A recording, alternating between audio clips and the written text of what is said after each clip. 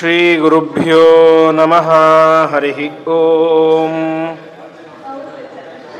ವ್ಯಾಖ್ಯಾಮುದ್ರಾಂ ಕರಸರಸಿಜೈ ಪುಸ್ತಕಂ ಶಂಖಚಕ್ರೆ ಬಿಭ್ರದ್ಭಿನ್ನಸ್ಫಟಿಕರುಚಿರೆ ಪುಂಡರೀಕೆ ನಿಷಣ್ಣಃ ಅಮ್ಲಾನಶ್ರೀರಮೃತವಿಶದೈರಂಶುಭಿಪ್ಲಾವಯನ್ಮಾಂ ಆವಿರ್ಭೂಯಾದನಗಮಹಿಮಾ ಮಾನಸೇ ವಾಗಧೀಶಃ ಯಯೈವೇದಂ ಸಚ್ಚಿನ್ನಿರುಪಮನಿಜಾನಂದನಿರತಂ ಪರಬ್ರಹ್ಮಾಪ್ಯಾದೋ ಗುಣಸಮತನೋರಾಪ್ಯಸೃಜತಿ ಅವತ್ಯತ್ತಿ ಪ್ರೇಷ್ಠಾನ್ ಪದಮಪಿ ನಯತ್ಯಸ್ತವಿಪದಃ ಪರಬ್ರಹ್ಮಾಣಿ ಸಾದನು ವಿಜಯತೆ ಮಧ್ರದಿ ಸದಾ ಸ್ವಾಂತಸ್ಥಾನಂತಶಯ್ಯಾಯ ಪೂರ್ಣಜ್ಞಾನರಸಾರ್ಣಸೆ ಉತ್ತುಂಗವಾಕ್ತರಂಗಾಯ ಮಧ್ವದುಗ್ಧಾಬ್ಧಯೇ ನಮಃ. ಶ್ರೀಮತೋ ರಾಘವೇಂದ್ರಸ್ಯ ನಮಾಮಿ ಪದಪಂಕಜೇ ಕಾಮಿತಾಶೇಷಕಲ್ಯಾಣಕಲನಾ ಕಲ್ಪಪಾದಪೌ ವಿಷ್ಣುತೀರ್ಥಕಲ್ಪವೃಕ್ಷೋ ವಿಷ್ಣುತೀರ್ಥಶ್ಚ ಕಾಮಧುಕ್ ಚಿಂತಾಮಣಿರ್ವಿಷ್ಣುತೀರ್ಥೋ ಯತೀಂದ್ರಃ ಸರ್ವಕಾಮದಃ ತಪಸ್ವಾಧ್ಯಾಯ ಶುಶ್ರೂಷಾ ಕೃಷ್ಣಪೂಜಾರತಂ ಮುನಿಂ ವಿಶ್ವೇಶಮಿಷ್ಟದಂ ವಂದೇ ಪರಿವ್ರಾಟ್ ಚಕ್ರವರ್ತಿನಂ. ಶ್ರೀ ಗುರುಭ್ಯೋ ನಮಃ. ಹರಿ ಓಂ. ಅದ್ಯ ಕಥಾನುವಾದೇ ಸತಿ ಕಿಂಚಿತ್ ಪೂರ್ವಕಥಾನುವಾದಃ. ನಿನ್ನೆಯ ಪ್ರವಚನದಲ್ಲಿ ನಾವು ಕೇಳಿದಂತೆ ಆ ದಕ್ಷ ಪ್ರಜಾಪತಿ ಮತ್ತು ಮಹರುದ್ರದೇವರ ಸಂಘರ್ಷದಿಂದಾಗಿ ಆ ಯಜ್ಞಶಾಲೆ ದೊಡ್ಡ ಅವಘಡವೇ ನಡೆದು ಹೋಯಿತು. ಎಲ್ಲಿಯವರೆಗೆ ಅಂತ ಹೇಳಿದರೆ, ಕೊನೆಗೆ ಮಹರುದ್ರದೇವರು ಆ ದಕ್ಷ ಪ್ರಜಾಪತಿಯ ಶಿರಸ್ಸನ್ನೇ ಛೇದ ಮಾಡಿ ಸಂಹಾರ ಮಾಡಿ ಹಾಕಿಬಿಟ್ರು. ಮುಂದೆ ಅವನಿಗೆ ಮೇಕೆಯ ತಲೆಯನ್ನು ಜೋಡಿಸಿದರು. ಮತ್ತೆ ಮುಂದೆ ಯಜ್ಞ ಪೂರ್ತಿಯಾಯಿತು. ಆ ಸಂದರ್ಭದಲ್ಲಿ ದಕ್ಷ ಪ್ರಜಾಪತಿ ಏನು ಮಾಡ್ತಾರೆ ಅಂತ ಹೇಳಿದ್ರೆ, ಆ ರುದ್ರದೇವರಿಗೆ ಯಜ್ಞ ಎಲ್ಲ ಮುಗಿದ ಮೇಲೆ ಸಾಷ್ಟಾಂಗ ನಮಸ್ಕಾರ ಮಾಡಿ ವಿಶೇಷವಾಗಿ ನಾಮ್ನಾಂ ಅಷ್ಟಸಹಸ್ರೇಣ ಸ್ತುತರ್ವ ವಶಮಧ್ವಜಂ ಅಂತ ವಿಶೇಷವಾಗಿ 1008 ನಾಮಗಳಿಂದಾಗಿ ಶಿವಸಹಸ್ರನಾಮ ಅಂತ ಇವತ್ತಿನ ಪ್ರಖ್ಯಾತವಾಗಿ ನಮಗೆ ಸಿಗುತ್ತೆ. ಆ ಶಿವಸಹಸ್ರನಾಮವನ್ನು ಮಾಡಿದಂಥವ್ರು ಯಾರು ಅಂತ ಹೇಳಿದ್ರೆ ಆ ದಕ್ಷ ಪ್ರಜಾಪತಿ. ಆ ದಕ್ಷ ಪ್ರಜಾಪತಿ ವಿಶೇಷವಾಗಿ ಆ 1008 ನಾಮಗಳಿಂದಾಗಿ ಮಹರುದ್ರದೇವರ ಸ್ತೋತ್ರವನ್ನು ಮಾಡ್ತಾನೆ. ಮತ್ತೆ ಅಲ್ಲಿಂದ ಎಲ್ಲವೂ ಕೂಡ ಸುಗಮವಾಗಿ ಆಗುತ್ತೆ ಅಂತ ನಾವು ನಿನ್ನೆ ಕೇಳಿದ್ವಿ. ಮುಂದೆ ಈ ವಾಯುಪುರಾಣದ 34ನೇ ಅಧ್ಯಾಯ, ಅದರಲ್ಲಿ ವಿಶೇಷವಾಗಿ ಈ ಪೃಥಿವಿಯ ಬಗ್ಗೆ, ಬ್ರಹ್ಮಾಂಡದ ಬಗ್ಗೆ ಅತ್ಯಂತ ವಿಸ್ತಾರವಾಗಿ ಸುಮಾರು 10-12 ಅಧ್ಯಾಯಗಳಲ್ಲಿ ವಿಶೇಷವಾಗಿ ತಿಳಿಸ್ತಾ ಹೋಗ್ತಾರೆ. ಅದನ್ನು ಯಥಾಮತಿಯಾಗಿ ನಾವೆಲ್ಲ ನೋಡ್ತಾ ಹೋಗೋಣ. ಆವಾಗ ಸೂತ ಪುರಾಣಿಕದನ್ನು ಉಪದೇಶ ಮಾಡ್ತಾ ಹೋಗ್ತಾರೆ. ಅಂದರೆ ಋಷಿಗಳೆಲ್ಲರೂ ಕೂಡ ಸೇರಿ ಪ್ರಶ್ನೆ ಮಾಡ್ತಾರೆ ಅಂತೆ, ಕತಿದ್ವೀಪಾ ಸಮುದ್ರಾವ ಪರ್ವತಾಶ್ಚ ಕತಿ ಪ್ರಭು ಕಿಯಂತಿ ಚೈವ ವರ್ಷಾಣಿ ನೇಷ್ಟೇಷು ನದ್ಯಶ್ಚ ಕಾಸ್ಮೃತಾ ಅಂತ. ವಿಸ್ತಾರವಾದಂತಹ ಈ ಭೂಮಿಯಲ್ಲಿ ಎಷ್ಟು ದ್ವೀಪಗಳಿದ್ದಾವೆ, ಎಷ್ಟು ಪರ್ವತಗಳಿದ್ದಾವೆ, ಎಷ್ಟು ನದಿಗಳಿದ್ದಾವೆ, ಅವೆಲ್ಲವೂ ಕೂಡ ಯಾವ ಯಾವ ದಿಕ್ಕಿನಲ್ಲಿ ಹರಿತಾವೆ, ಅವುಗಳ ಪ್ರಮಾಣ ಎಷ್ಟು, ಈ ರೀತಿಯಾಗಿ ಅನೇಕ ವಿಚಾರಗಳನ್ನು ಕೇಳಿದಾಗ ಅದಕ್ಕೆ ಆ ಸೂತ ಪುರಾಣಿಕರು ವಿಶೇಷವಾಗಿ ವರ್ಣಿಸ್ತಾ ಹೋಗ್ತಾರೆ. ಅವರು ಹೇಳ್ತಾರೆ, ಯಾವಂತಿ ಚೈವ ವರ್ಷಾಣಿ ತೇಷು ನದ್ಯಶ್ಚ ಸಾಸ್ಮೃತಾ ಎಂಬುದಾಗಿ ಇಡೀ ಬ್ರಹ್ಮಾಂಡದಲ್ಲಿ ಇರುವಂತಹ ಎಲ್ಲ ನದಿಗಳು ಪರ್ವತಗಳು ಅದರ ಬಗ್ಗೆ ವರ್ಣಿಸಲಿಕ್ಕೆ ನನ್ನಿಂದಂತೂ ಸಾಧ್ಯ ಇಲ್ಲ ಅಂತ. ಯಾಕೆಂದರೆ ಲೆಕ್ಕಕ್ಕೆ ಸಿಗದೇ ಇರುವಷ್ಟು ಅನೇಕ ಕೋಟ್ಯಾಂತರ ನದಿಗಳು, ದ್ವೀಪಗಳು, ಪರ್ವತಗಳೆಲ್ಲವೂ ಕೂಡ ಈ ಒಂದು ಬ್ರಹ್ಮಾಂಡದಲ್ಲಿ ಇದ್ದಾವೆ. ಹಾಗಾಗಿ ಅವೆಲ್ಲವನ್ನು ಕೂಡ ವರ್ಣಿಸೋದು ತುಂಬ ಕಷ್ಟ. ಹಾಗಾಗಿ ಪ್ರಧಾನವಾಗಿ ಇವತ್ತು ನಾವೇನು ಸಪ್ತದ್ವೀಪಗಳು ಅಂತ ಹೇಳ್ತೇವೆ, ಆ ಸಪ್ತದ್ವೀಪಗಳ ಬಗ್ಗೆ ತಿಳಿಸ್ತೇನೆ. ಆ ಸಪ್ತದ್ವೀಪಗಳ ಬಗ್ಗೆಯೂ ಕೂಡ ಪರಿಪೂರ್ಣವಾಗಿ ವರ್ಣಿಸಲಿಕ್ಕೆ ಸಾಧ್ಯ ಇಲ್ಲ. ಒಂದು ವೇಳೆ ಸಪ್ತದ್ವೀಪಗಳ ಬಗ್ಗೆ ಪರಿಪೂರ್ಣವಾಗಿ ವರ್ಣಿಸಬೇಕು ಅಂತ ಹೇಳಿದ್ರೆ ಸುಮಾರು 100 ವರ್ಷ ಬೇಕಾಗುತ್ತೆ ಅಂತೆ. ಅಷ್ಟು ವಿಸ್ತಾರವಾಗಿರುವಂಥದ್ದು ಆ ಸಪ್ತದ್ವೀಪಗಳು. ನಮಗೆ ಭಾರತವರ್ಷ ಭರತಖಂಡ ಅಂತ ಹೇಳ್ತಾ ಹೋಗ್ತೀವಿ. ಅದರಲ್ಲಿ ಸಿಗೋದು ತುಂಬ ಅಲ್ಪ ಭಾಗ. ಆದರೆ ಅದಕ್ಕಿಂತ ವಿಸ್ತಾರವಾದಂತಹ ದೊಡ್ಡ ಭಾಗ ಇದೆ. ಅದರಲ್ಲಿ ಬಹುತೇಕ ಭಾಗ ನಮ್ಮ ಕಣ್ಣಿಗೆ ಕಾಣಿಸೋದೇ ಇಲ್ಲ. ಇವತ್ತು ಎಂಥ ದೊಡ್ಡ ಸ್ಯಾಟಲೈಟ್ ಮುಂತಾದಂಥ ಇದ್ದರೂ ಕೂಡ ಅದು ಭೂಮಿಯಲ್ಲಿರುವಂಥ ಅನೇಕ ವಸ್ತುಗಳನ್ನು ನಮಗೆ ತೋರಿಸುತ್ತೆ ಸ್ಯಾಟಲೈಟ್ ಮುಖಾಂತರ. ಆದರೆ ಆ ಯಾವ ಸ್ಯಾಟಲೈಟ್ ಕೂಡ ಕಾಣಲಿಕ್ಕೆ ಸಿಗದೇ ಇರುವಂತಹ ಅನೇಕ ನೂರಾರು ಸಂಗತಿಗಳು ಈ ಒಂದು ಸಪ್ತದ್ವೀಪಗಳಲ್ಲಿ ಇದ್ದಾವೆ. ಹಾಗಾಗಿ ಅದನ್ನು ನಾನು ಅತ್ಯಂತ ಸೂಕ್ಷ್ಮವಾಗಿ ಕೆಲವೇ ವಿಚಾರಗಳನ್ನು ನಿಮಗೆ ತಿಳಿಸುತ್ತೇನೆ ಎಂಬುದಾಗಿ ಅವರು ತಿಳಿಸ್ತಾ ಹೋಗ್ತಾರೆ. ಅದರಲ್ಲಿ ಪ್ರಧಾನವಾಗಿ ಸಪ್ತದ್ವೀಪಗಳಲ್ಲಿ ಜಂಬೂದ್ವೀಪ ಅಂತ ಇವತ್ತು ನಾವು ಸಂಕಲ್ಪ ಮಾಡೋಕೆ ಅದನ್ನೇ ಹೇಳ್ತೀವಿ, ಜಂಬೂದ್ವೀಪೆ ಭರತವರ್ಷೆ ಭರತಖಂಡೇ ಅಂತ. ಹಾಗಾಗಿ ನಾವೆಲ್ಲರೂ ಕೂಡ ಇವತ್ತು ವಾಸವಾಗಿರೋದು ಜಂಬೂದ್ವೀಪ ಅಂತ, ಅಂದರೆ ಅದೊಂದು ಪ್ರದೇಶ ಅಂತ ಲೆಕ್ಕ. ಆ ಜಂಬೂದ್ವೀಪ ವಿಶೇಷವಾಗಿ ಎಷ್ಟು ಯೋಜನೆ ವಿಸ್ತಾರವಾಗಿದೆ ಅಂತ ಹೇಳಿದ್ರೆ 1,00,000 ಯೋಜನದಷ್ಟು ವಿಸ್ತಾರವಾಗಿದೆ. ಅದರಲ್ಲಿ ಅನೇಕ ರೀತಿಯಾದಂತಹ ದೇಶಗಳಿದ್ದಾವೆ, ಅನೇಕ ರೀತಿಯಾದ ಪಟ್ಟಣಗಳಿದ್ದಾವೆ, ಅನೇಕ ರೀತಿಯಾದಂತಹ ಪರ್ವತಗಳು, ನದಿಗಳು, ಹೀಗೆ ಎಲ್ಲದರಿಂದಲೂ ಕೂಡಿ ಅತ್ಯಂತ ಸುಂದರವಾದಂತಹ ದ್ವೀಪ ಅಂತ ಹೇಳಿದ್ರೆ ಅದು ಜಂಬೂದ್ವೀಪ ಅಂತ. ಜಂಬೂ ಅಂತ ಹೇಳಿದ್ರೆ ನೇರಳೆ ಅಂತ, ನೇರಳೆ ಆಕಾರದಲ್ಲಿರುವಂತಹ ದ್ವೀಪ, ಹಾಗಾಗಿ ಅದಕ್ಕೆ ಜಂಬೂದ್ವೀಪ ಅಂತ ಹೆಸರು ಬಂತು. ವಿಶೇಷವಾಗಿ ಈ ಒಂದು ಜಂಬೂದ್ವೀಪದ ಸುತ್ತಲೂ ಕೂಡ ಸಮುದ್ರ ಇದೆ. ಯಾವ ಸಮುದ್ರ ಅಂದರೆ ಲವಣ ಸಮುದ್ರ ಅಂತ, ಉಪ್ಪಿನ ಸಮುದ್ರ ಈ ಜಂಬೂದ್ವೀಪದ ಸುತ್ತಲೂ ಕೂಡ ಇದೆ. ಅದು ವಿಶೇಷವಾಗಿ ಜಂಬೂದ್ವೀಪ ಎಷ್ಟು ವಿಸ್ತಾರವಾಗಿದೆಯೋ ಅಂದರೆ ಹಿಂದೆ ಕೇಳಿದಂತೆ ಇಷ್ಟು ಒಟ್ಟು 1,00,000 ಯೋಜನದಷ್ಟು ವಿಸ್ತಾರವಾಗಿದೆ ಯಾವುದು ಜಂಬೂದ್ವೀಪ.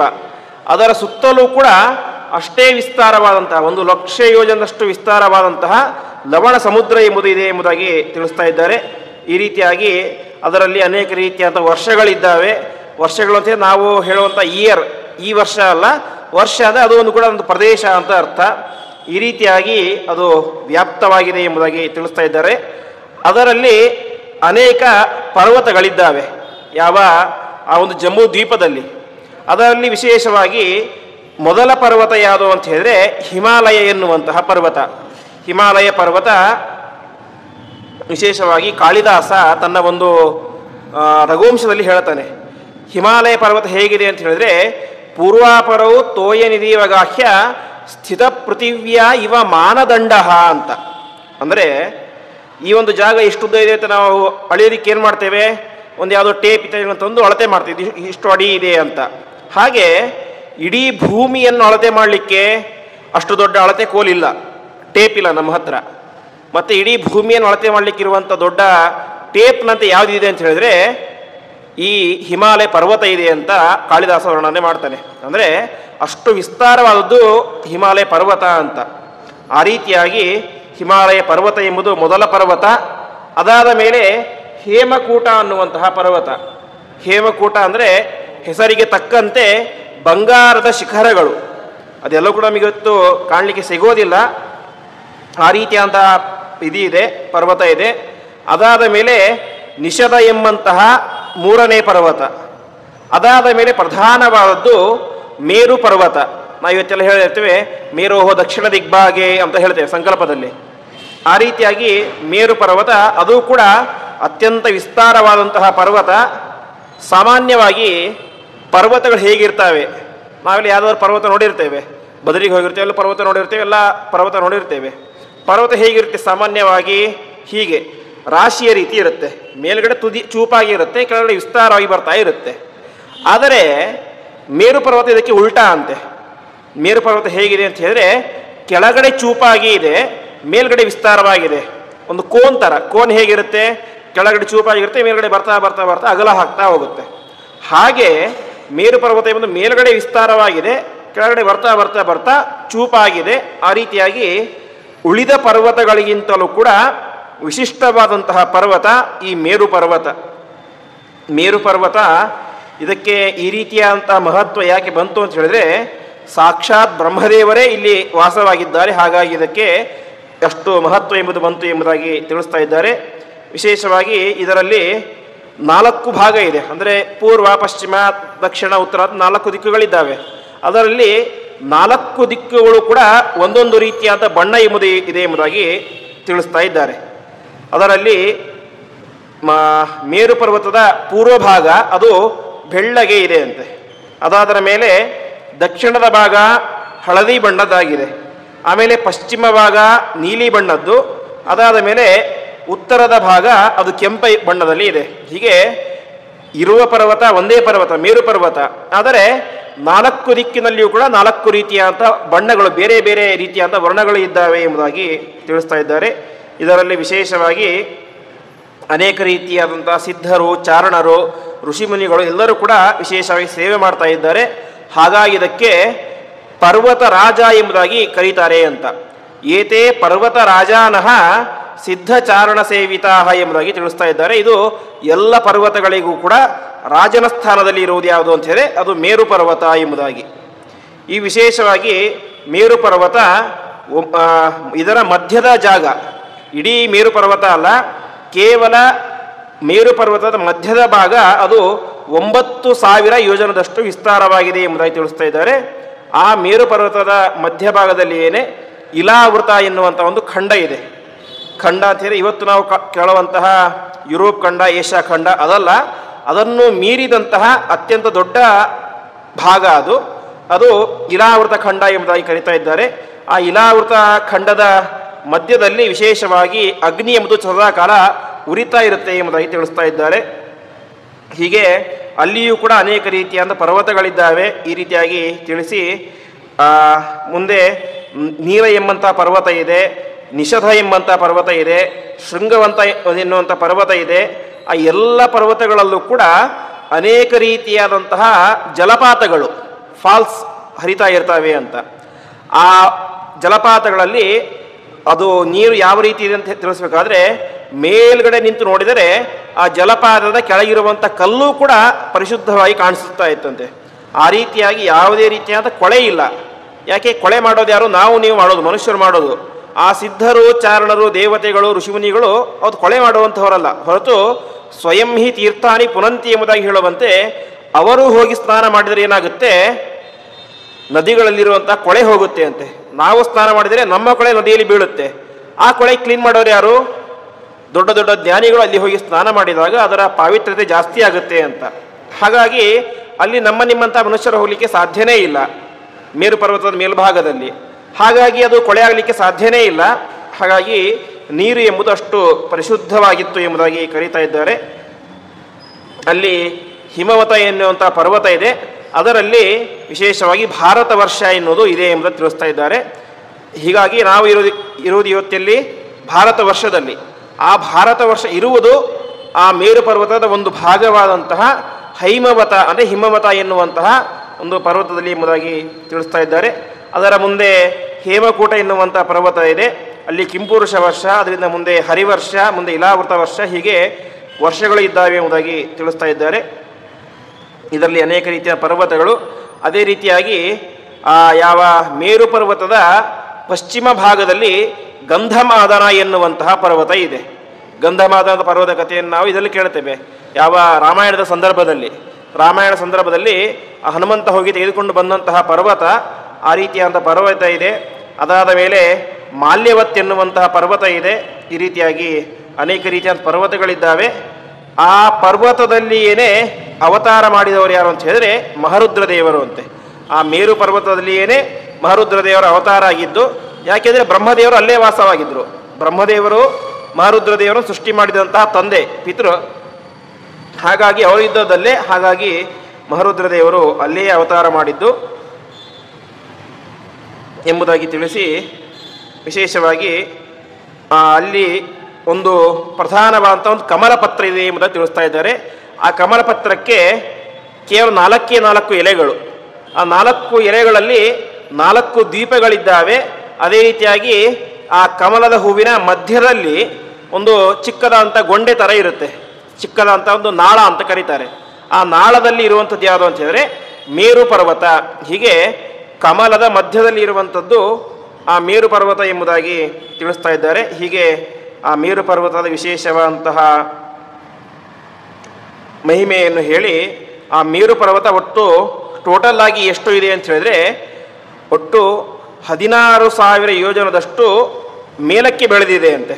ಇನ್ನು 16,000 ಯೋಜನ ಕೆಳಕ್ಕೆ ಬೆಳೆದಿದೆ. ಅಂದರೆ ಮೇರು ಪರ್ವತದ 16,000 ಯೋಜನದಷ್ಟು ಕೆಳಗಿನ ಭಾಗ ಅದು ಭೂಮಿಯಲ್ಲಿ ಹೂತು ಹೋಗಿಬಿಟ್ಟಿದೆ. ಹಾಗಾಗಿ ಇವತ್ತು ಕಾಣಸಿಗುವಂತಹ ಮೇರು ಪರ್ವತ ಅದು ಮೇಲ್ಗಡೆ ಇರುವಂಥ ಭಾಗ ಮಾತ್ರ. ಆ ಮೇರು ಪರ್ವತ ನಮಗೆ ನೋಡ್ಲಿಕ್ಕೆ ಸಾಧ್ಯ ಇಲ್ಲ. ಅದನ್ನು ದೊಡ್ಡ ದೊಡ್ಡ ಯೋಗಿಗಳು ಅವರೆಲ್ಲ ನೋಡ್ಲಿಕ್ಕೆ ಸಾಧ್ಯ. ನೋಡಲಿಕ್ಕೆ ಸಿಕ್ಕರೂ ಕೂಡ ಅದನ್ನು ಪರಿಪೂರ್ಣವಾಗಿ ನೋಡಲಿಕ್ಕೆ ಆಗೋದಿಲ್ಲ. ಯಾಕೆಂದರೆ ಅದರ 16,000 ಯೋಜನದಷ್ಟು ದೊಡ್ಡ ಭಾಗ ಭೂಮಿಯಲ್ಲಿ ಹೂತು ಹೋಗಿಬಿಟ್ಟಿದೆ ಎಂಬುದಾಗಿ ತಿಳಿಸ್ತಾ ಇದ್ದಾರೆ. ಈ ರೀತಿಯಾಗಿ ಅತ್ಯಂತ ವಿಸ್ತಾರವಾದಂತಹ ಪರ್ವತ ಮೇರು ಪರ್ವತ.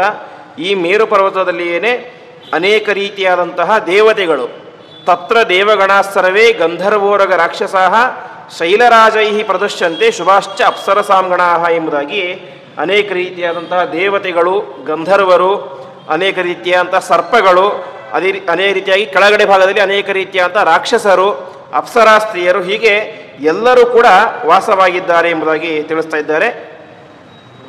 ಆ ಯಾವ ಮೇರು ಪರ್ವತದ ಸುತ್ತಲೂ ಕೂಡ 4 ದೇಶಗಳಿದ್ದಾವೆ ಅಂತ. ಭದ್ರಾಶ್ವ, ಭರತ, ಕೇತುಮಾಲ ಮತ್ತು ಕುರು ಎಂಬುದಾಗಿ 4 ದೇಶಗಳಿದ್ದಾವೆ ಎಂಬುದಾಗಿ ತಿಳಿಸ್ತಾ ಇದ್ದಾರೆ. ಅದಾದ ಮೇಲೆ ಒಟ್ಟು ಟೋಟಲ್ ಆಗಿ ಈ ಒಂದು ಮೇರು ಪರ್ವತದ ವಿಸ್ತಾರ ಎಷ್ಟಿದೆ ಅಂತ ಅದಕ್ಕೆ ವಾಯುದೇವರು ಹೇಳುವಂತಹ ಮಾತು, ಒಟ್ಟು ವಿಸ್ತಾರ ಎಷ್ಟಿದೆ ಅಂತ ಅನೇಕ ರೀತಿಯಾದ ಗೊಂದಲಗಳಿದ್ದಾವೆ ಅಂತ ಸ್ವತಃ ವಾಯುದೇವರೇ ಹೇಳ್ತಾರೆ. ಅದೇ ಅವರಿಗೆ ಅದರ ಬಗ್ಗೆ ಸರಿಯಾಗಿ ಗೊತ್ತಿದೆ, ಋಷಿಗಳಲ್ಲಿ ಅದರ ಬಗ್ಗೆ ಗೊಂದಲ ಇದೆ ಅಂತ ಅವರು ಹೇಳ್ತಾರೆ. ತತ್ರಾಶ್ರಿಮೇನ ಮೇನೇತ್ರಿ ಸಹಸ್ರಾಶಿ ಋಷಿರ್ಭುಗು ಅಂತ ಅತ್ರಿ ಋಷಿಗಳು ಈ ಮೇರು ಪರ್ವತ ಒಟ್ಟು 100 ಕೋಣದಷ್ಟು ವಿಸ್ತಾರವಾಗಿದೆ ಎಂಬುದಾಗಿ ತಿಳಿಸ್ತಾರೆ. ಅದೇ ರೀತಿಯಾಗಿ ಭೃಗು ಮಹರ್ಷಿಗಳು ಹೇಳ್ತಾರೆ ಇದು ಸಹಸ್ರ ಕೋಣ, ಅಂದರೆ 1000 ಕೋಣದಷ್ಟು ವಿಸ್ತಾರವಾಗಿದೆ ಅಂತ. ಅದೇ ರೀತಿ ಸಾವರ್ಣಿ ಮುನಿಗಳು ಹೇಳ್ತಾರೆ 8 ಕೋಣ ಅಂತ. ಕೋಣ ಅಂದರೆ ಈ ನಮ್ಮ ಎತ್ತು ಕೋಣ, ಆ ಕೋಣ ಅಲ್ಲ, ಕೋಣ ಅಂದರೆ ಅದೊಂದು ಯೋಜನದ ಲೆಕ್ಕ. ಅದೇ ರೀತಿಯಾಗಿ ಭಾಗುರಿ ಎನ್ನುವಂಥ ಋಷಿಗಳು 4 ಕೋಣ ಇದೆ ಎಂಬುದಾಗಿ ತಿಳಿಸ್ತಾರೆ. ಈ ರೀತಿಯಾಗಿ ಅನೇಕರು ತಮಗೆ ತೋರಿದ ರೀತಿಯಲ್ಲಿ ತಿಳಿಸ್ತಾರೆ. ಅದಕ್ಕೆ ವಾಯುದೇವರು ಹೇಳ್ತಾರೆ ಮೇರು ಪರ್ವತ ಎಷ್ಟು ವಿಸ್ತಾರವಾಗಿ ಇದೆ ಅಂತ ಸರಿಯಾಗಿ ತಿಳಿದಂತಹ ಏಕೈಕ ವ್ಯಕ್ತಿ ಅಂತ ಹೇಳಿದ್ರೆ ಯಾರು? ತತ್ತದೇವಾಸ್ಯ ವೇದಾಸೋ ಬ್ರಹ್ಮೈನಂ ವೇದ ಕೃಷ್ಣಶಃ ಅಂತ. ಮೇರು ಪರ್ವತದ ಸ್ಪಷ್ಟವಾದಂತಹ ಜ್ಞಾನ ಜೀವರಲ್ಲಿ ಇರುವುದು ಯಾರಿಗೆ ಅಂತ ಹೇಳಿದ್ರೆ ಬ್ರಹ್ಮದೇವರಿಗೆ ಮಾತ್ರ. ಯಾಕೆಂದರೆ ಬ್ರಹ್ಮದೇವರು ಸರ್ವಜ್ಞರು ಅಂತ. ಹಾಗಾಗಿ ತಿಳಿಸ್ತಾ ಇದ್ದಾರೆ ಅಷ್ಟು ವಿಶಿಷ್ಟವಾದಂತಹ ಪರ್ವತ ನಿಮ್ಮಂತಹ ಸಾಮಾನ್ಯರಿಗಲ್ಲ, ದೊಡ್ಡ ದೊಡ್ಡ ಋಷಿಗಳಿಗೇನೆ, ಭೃಗು ಮುಂತಾದಂತಹ ಋಷಿಗಳಿಗೇನೆ ಆ ಮೇರು ಪರ್ವತದ ಜ್ಞಾನ ಸ್ಪಷ್ಟವಾಗಿ ಇಲ್ಲ ಎಂಬುದಾಗಿ ತಿಳಿಸ್ತಾ ಇದ್ದಾರೆ. ಹಾಗಾಗಿ ಆ ಮೇರು ಪರ್ವತವನ್ನು ನಮಗೆ ನೋಡ್ಲಿಕ್ಕೆ ಕೂಡ ಸಾಕಾಗೋದಿಲ್ಲ. ಅಂತಹ ಮೇರು ಪರ್ವತದ ಮೇಲ್ಭಾಗ ಅದು ಹೇಗಿರುತ್ತೆ? ತುದಿ ಚೂಪಾಗಿ ಇರುತ್ತೆ. ಆ ಚೂಪಾದಂತಹ ಮೇಲ್ಭಾಗದಲ್ಲಿ ವಿಶೇಷವಾಗಿ ಚತುರ್ಮುಖ ಬ್ರಹ್ಮದೇವರು ವಾಸ ಮಾಡ್ತಾ ಇರ್ತಾರೆ. ಆ ಬ್ರಹ್ಮದೇವರ ಸುತ್ತಲೂ ಕೂಡ ಅನೇಕ ರೀತಿಯಾದಂತಹ ದೇವಾನುದೇವತೆಗಳು ಆ ಬ್ರಹ್ಮದೇವರ ಸ್ತೋತ್ರವನ್ನು ಮಾಡ್ತಾ ಇರ್ತಾರೆ. ಹೀಗೆ ವಿಸ್ತಾರವಾದಂತಹ ಪರ್ವತ ಅದು ಯಾವ ಮೇರು ಪರ್ವತ. ಆ ಮೇರು ಪರ್ವತದಲ್ಲಿ ಅನೇಕ ರೀತಿಯಾದ ನಗರಗಳಿದ್ದಾವೆ, ದೇವತೆಗಳ ಸಂಘಗಳಿದ್ದಾವೆ, ಮೃಗ ಪಕ್ಷಿಗಳು, ಹೀಗೆ ಎಲ್ಲ ವಿಧವಾದಂತಹ ಜೀವಿಗಳು ಕೂಡ ಅಲ್ಲಿ ವಾಸವಾಗ್ತಾ ಇರ್ತವೆ. ಅಷ್ಟು ಮಾತ್ರ ಅಲ್ಲ, ಬ್ರಹ್ಮದೇವರ ಆ ಒಂದು ಸ್ಥಾನದಲ್ಲಿ ಮೇಲ್ಭಾಗದಲ್ಲಿ ಪ್ರತಿದಿನವೂ ಕೂಡ ಬ್ರಹ್ಮದೇವ ಸಭೆಯನ್ನು ನಡೆಸ್ತಾರೆ ಅಂತೆ. ಬ್ರಹ್ಮ ಸಭೆ ಅಂತ ಆ ಸಭೆಗೆ ಹೆಸರು. ಆ ಸಭೆಯಲ್ಲಿ ವಿಶೇಷವಾಗಿ ಎಲ್ಲ ದೇವತೆಗಳು ಕೂಡ ಪಾಲ್ಗೊಳ್ಳುತ್ತಾರೆ. ಅಷ್ಟು ಮಾತ್ರ ಅಲ್ಲ, ಆ ಪರ್ವತದ ಅನೇಕ ಭಾಗಗಳಲ್ಲಿ ಅನೇಕ ದೇವಾನುದೇವತೆಗಳು ಯಜ್ಞ ಯಾಗಾದಿಗಳನ್ನು ಮಾಡ್ತಾ ಇರ್ತಾರೆ ಅಂತ ಈ ರೀತಿಯಾಗಿ ಆ ಪರ್ವತದ ವಿಶೇಷವಾದಂತಹ ಜ್ಞಾನವನ್ನು ನಮಗೆ ಕೊಡ್ತಾ ಹೋಗ್ತಾರೆ. ಅದರಲ್ಲಿ ವಿಶೇಷವಾಗಿ ಆ ಪರ್ವತದ ಹಿಂದೆ ನಾವು ಕೇಳಿದಂತೆ ಮೊದಲನೇ ಭಾಗದಲ್ಲಿ ಯಾರಿದ್ದಾರೆ? ಬ್ರಹ್ಮದೇವರಿದ್ದಾರೆ. ಕೆಳಗಡೆ ಅನೇಕ ರೀತಿಯಾದಂತಹ ದೇವತೆಗಳಿದ್ದಾರೆ.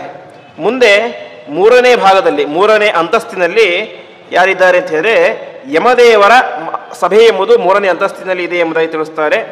ಆಮೇಲೆ 4ನೇ ಅಂತಸ್ತಿನಲ್ಲಿ ವಿರೂಪಾಕ್ಷ ಅಂದರೆ ರುದ್ರದೇವರ ಅಂಶ ಇರುವಂಥ ವಿರೂಪಾಕ್ಷ ವಾಸವಾಗಿದ್ದಾನೆ. ಆಮೇಲೆ 5ನೇ ಅಂತಸ್ತಿನಲ್ಲಿ ವರುಣ ಅಲ್ಲಿ ವಾಸವಾಗಿದ್ದಾನೆ. ಮೇರು ಪರ್ವತದ 5ನೇ ಅಂತಸ್ತಿನಲ್ಲಿ ವರುಣ ವಾಸವಾಗಿದ್ದಾನೆ. ಅದಾದ ಮೇಲೆ 6ನೇ ಅಂತಸ್ತಿನಲ್ಲಿ ಗಂಧವತಿ ಎನ್ನುವಂತಹ ವಾಯುದೇವರ ಒಂದು ಸ್ವರೂಪ, ಆಮೇಲೆ ಕುಬೇರನ ಮನೆ, ಅದಾದ್ಮೇಲೆ 8ನೇ ದಿಕ್ಕಿನಲ್ಲಿ ರುದ್ರದೇವರ ಒಂದು ಯಶೋವತಿ ಎನ್ನುವಂಥ ಸಭೆ ಇದೆ. ಈ ರೀತಿಯಾಗಿ ಆ ಎಲ್ಲ ಇದರಲ್ಲೂ ಕೂಡ ಅನೇಕ ರೀತಿಯಾದಂಥ ದೇವಾನುದೇವತೆಗಳು, ವೇದಾಂತವನ್ನು ತಿಳಿದಂತಹ ದೇವತೆಗಳು ವರ್ಣನೆ ಇದ್ದಾರೆ ಎಂಬುದಾಗಿ ಈ ರೀತಿಯಾಗಿ ಜಂಬೂದ್ವೀಪದ ವರ್ಣನೆಯನ್ನು ಮಾಡ್ತಾರೆ. ಹೀಗೆ ಸುಮಾರು ಇನ್ನೂ ನಾವು ಕೇಳಿದೀವಿ ಈಗ ಕೇವಲ ಒಂದೇ ಅಧ್ಯಾಯ, ಇನ್ನೂ 12 ಅಧ್ಯಾಯಗಳಲ್ಲಿ ವಿಸ್ತಾರವಾಗಿ ಅದನ್ನೆಲ್ಲ ವರ್ಣನೆ ಮಾಡ್ತಾ ಹೋಗ್ತಾರೆ. ನಾವು ಇಷ್ಟನ್ನು ತಿಳಿದು ಮುಂದೆ ಪಾತಾಳ ಲೋಕಗಳ ಬಗ್ಗೆ, ಅಂದರೆ ಭೂಮಿಯ ಕೆಳಗಡೆ ಇರುವಂತಹ ಲೋಕಗಳ ಬಗ್ಗೆ ವಿಶೇಷವಾಗಿ ವಾಯುದೇವರು ವರ್ಣನೆಯನ್ನು ಮಾಡ್ತಾ ಹೋಗ್ತಾರೆ. ಅದರಲ್ಲಿ ಕೆಳಗಿನ 7 ಲೋಕಗಳು ಭೂಲೋಕ, ಅದಾದ ಮೇಲೆ ಕೆಳಗಡೆ ಬರುವಂತಹ ಲೋಕ ಯಾವುದು ಅಂತ ಹೇಳಿದ್ರೆ ಅತಲ ಎನ್ನುವಂತಹ ಲೋಕ.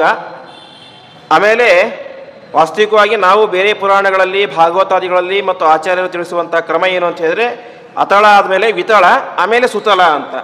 ಆದರೆ ವಾಯುದೇವರು ಈ ಪುರಾಣದಲ್ಲಿ ಸ್ವಲ್ಪ ವ್ಯತ್ಯಾಸ ಮಾಡಿ ಹೇಳಿದ್ದಾರೆ. ಅದನ್ನು ನಾವು ತಾತ್ಪರ್ಯ ನಿರ್ಣಯಾದಿಗಳ ಮೂಲಕ ವಿತಲವೇ ಮೊದಲು ಬರುತ್ತೆ ಅಂತ ತಿಳಿದುಕೊಳ್ಬೇಕು.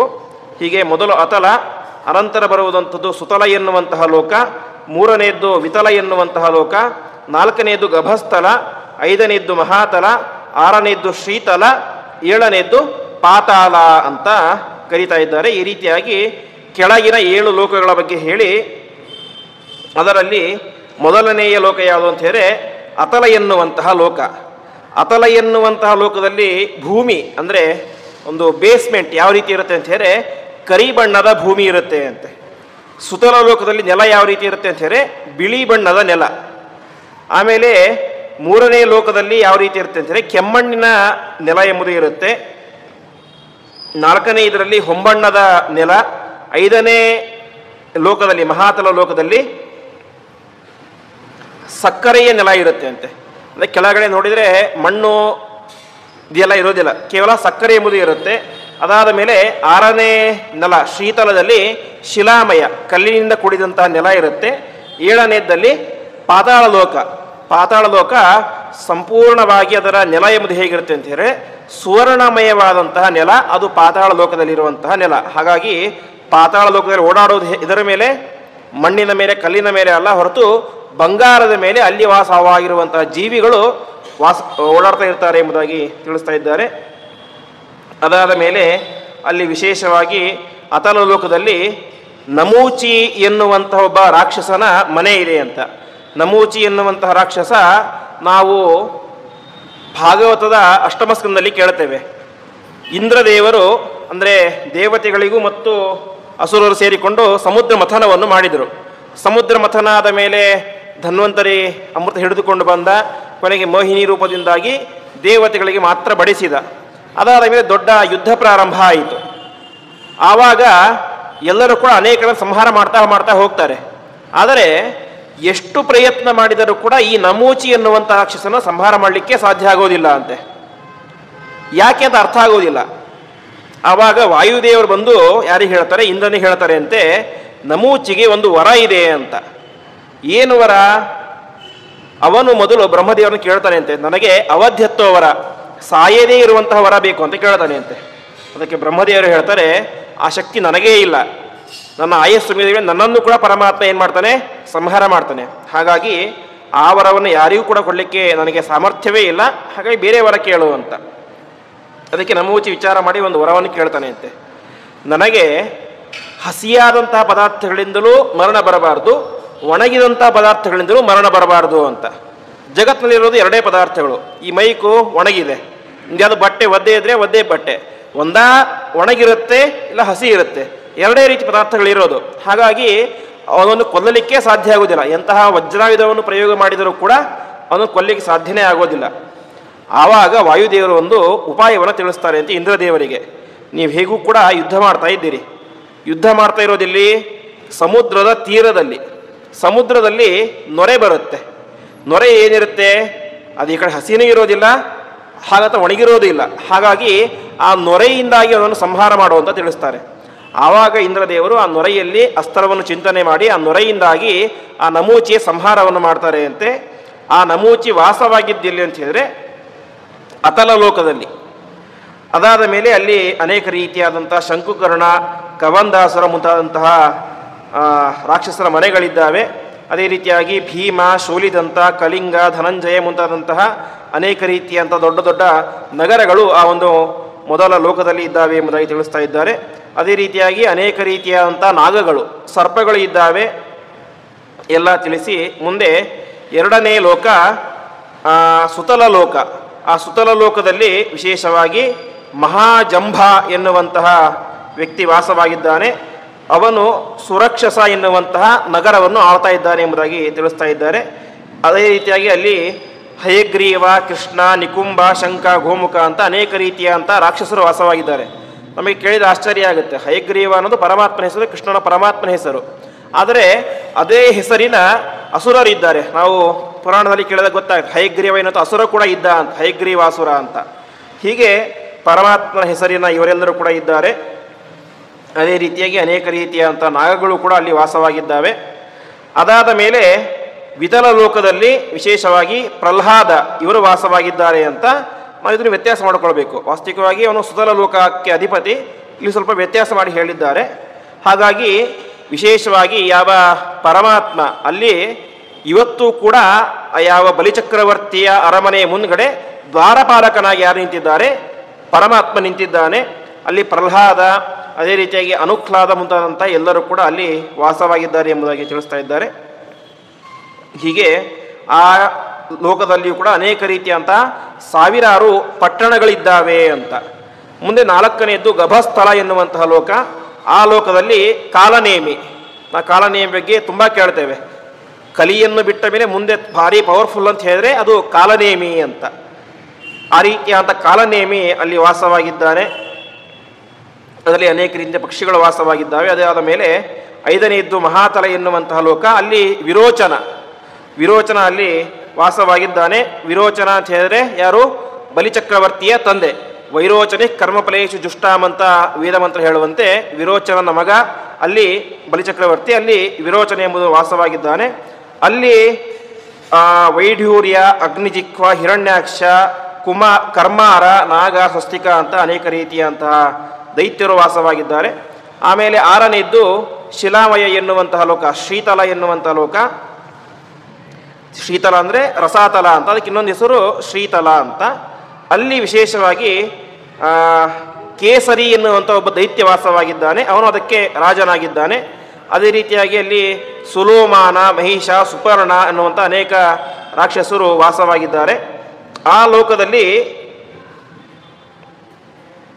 ಕೇವಲ ದೈತ್ಯರು ಮಾತ್ರ ಅಲ್ಲ, ವಿಶೇಷವಾಗಿ ಸರ್ಪಗಳಿಗೆ ರಾಜನಾದಂತಹ ವಾಸುಕಿ ಮಹಾರಾಜ ಅಲ್ಲಿ ವಾಸವಾಗಿದ್ದಾನಂತೆ. 1000 ಹೆಡೆ ಉಳ್ಳಂತಹ ವಾಸುಕಿ ಮಹಾರಾಜನು ಕೂಡ ಅಲ್ಲಿ ವಾಸವಾಗಿದ್ದಾನೆ. ಅಲ್ಲಿ ವಾಸುಕಿ ಮಹಾರಾಜನ ಅರಮನೆಯೂ ಕೂಡ ಇದೆ. ಹೀಗೆ ಸರ್ಪಗಳು ವಾಸವಾಗಿದ್ದಾವೆ. ಅದೇ ರೀತಿ ದಾನವರು ಕೂಡ ವಾಸವಾಗಿದ್ದಾರೆ. ಕೊನೆಯದ್ದು ಎಲ್ಲ ಇದ್ದಂಥ ಕೊನೆಯದ್ದು ಯಾವುದು, ಪಾತಾಳ ಎನ್ನುವಂತಹ ಲೋಕ. ಆ ಪಾತಾಳ ಲೋಕದಲ್ಲಿಯೂ ಕೂಡ ಬಲಿಚಕ್ರವರ್ತಿಯೂ ಕೂಡ ವಾಸವಾಗಿದ್ದಾನೆ. ಅನೇಕ ರೀತಿಯಂಥ ರಾಕ್ಷಸರು ಕೂಡ ವಾಸವಾಗಿದ್ದಾರೆ. ಹೀಗೆ ಕೆಳಗಿನ ಎಲ್ಲ ಲೋಕಗಳಲ್ಲಿಯೂ ಕೂಡ ಸಾಮಾನ್ಯವಾಗಿ ವಾಸವಾಗಿರೋದು ಯಾರು, ದೈತ್ಯರು, ದಾನವರು, ರಾಕ್ಷಸರೇ ಮತ್ತು ಸರ್ಪಗಳು. ಇಷ್ಟು ಜನ ವಾಸವಾಗಿದ್ದಾರೆ. ಈ ಭೂಮಿಯಲ್ಲಿ ಮನುಷ್ಯರು, ಅದರಿಂದ ಮೇಲ್ಗಡೆ ಗಂಧರ್ವರು, ಸಿದ್ಧರು, ಚಾರಣರು, ದೇವತೆಗಳ ವಾಸ. ಹೀಗೆ ಮೇಲ್ಗಡೆ 7 ಲೋಕಗಳಲ್ಲಿ ದೇವತೆಗಳು, ಮಧ್ಯದ ಭೂಮಿಯಲ್ಲಿ ನಾವು, ಕೆಳಗಿನ ಲೋಕಗಳಲ್ಲಿ ದೈತ್ಯರು. ಹೀಗೆ ವಾಯುದೇವರು ಇವೆಲ್ಲವನ್ನು ಕೂಡ ವರ್ಣನೆ ಮಾಡ್ತಾ ಹೋಗ್ತಾರೆ. ಇಷ್ಟೆಲ್ಲ ಆಯಿತು. ಪಾತಾಳ ಲೋಕದ ವರ್ಣನೆ ಆದ ಮೇಲೆ ಪಾತಾಳ ಲೋಕದ ಕೊನೆಗೆ ಒಂದು ವಿಶೇಷವಾದಂಥ ನಗರ ಎಂಬುದು ಇದೆ. ಆ ನಗರದಲ್ಲಿ ವಿಶೇಷವಾಗಿ ಯಾರು ವಾಸವಾಗಿದ್ದಾರೆ ಅಂತ ಹೇಳಿದ್ರೆ ಆದಿಶೇಷ ಅಲ್ಲಿ ವಾಸವಾಗಿದ್ದಾನೆ ಎಂಬುದಾಗಿ ತಿಳಿಸ್ತಾ ಇದ್ದಾರೆ. ಅಂದರೆ ಆದಿಶೇಷ ಕೇಳ್ತೇವೆ, ಅಂದರೆ ಶೇಷದೇವರು ತಮ್ಮ ತಲೆಯ ಮೇಲೆ ಈ ಇಡೀ ಬ್ರಹ್ಮಾಂಡವನ್ನು ಹೊತ್ತುಕೊಂಡಿದ್ದಾರೆ ಅಂತ. ಪಾತಾಳ ಲೋಕದಿಂದ ಕೆಳಗಡೆ ಇರುವಂತಹ ಒಂದು ನಗರದಲ್ಲಿ ಅವರು ವಾಸವಾಗಿ ಇದ್ದುಕೊಂಡು ವಿಶೇಷವಾಗಿ ತಮ್ಮ ಹೆಡೆಗಳ ಮೇಲೆ ಇಡೀ ಬ್ರಹ್ಮಾಂಡವನ್ನೇ ತಾವು ಧಾರಣೆ ಮಾಡಿದ್ದಾರೆ ಎಂಬುದಾಗಿ ತಿಳಿಸ್ತಾ ಇದ್ದಾರೆ. ಅವರ ಕೆಳಗಡೆ ವಾಯುಕೂರ್ಮ, ಅವರ ಕೆಳಗಡೆ ಪರಮಾತ್ಮನೇ ಸಾಕ್ಷಾತ್ ಕುರ್ಮ ರೂಪದಿಂದ ಇದ್ದುಕೊಂಡು ಇವೆಲ್ಲವನ್ನು ಕೂಡ ಹೊತ್ತುಕೊಂಡಿದ್ದಾನೆ ಎಂಬುದಾಗಿ ನಾವು ಅನುಸಂಧಾನ ಮಾಡಿಕೊಳ್ಳಬೇಕು. ಹೀಗೆ ಈ ಲೋಕಗಳಲ್ಲಿ ಆ ದೈತ್ಯರು ವಾಸವಾಗಿದ್ದಾರೆ.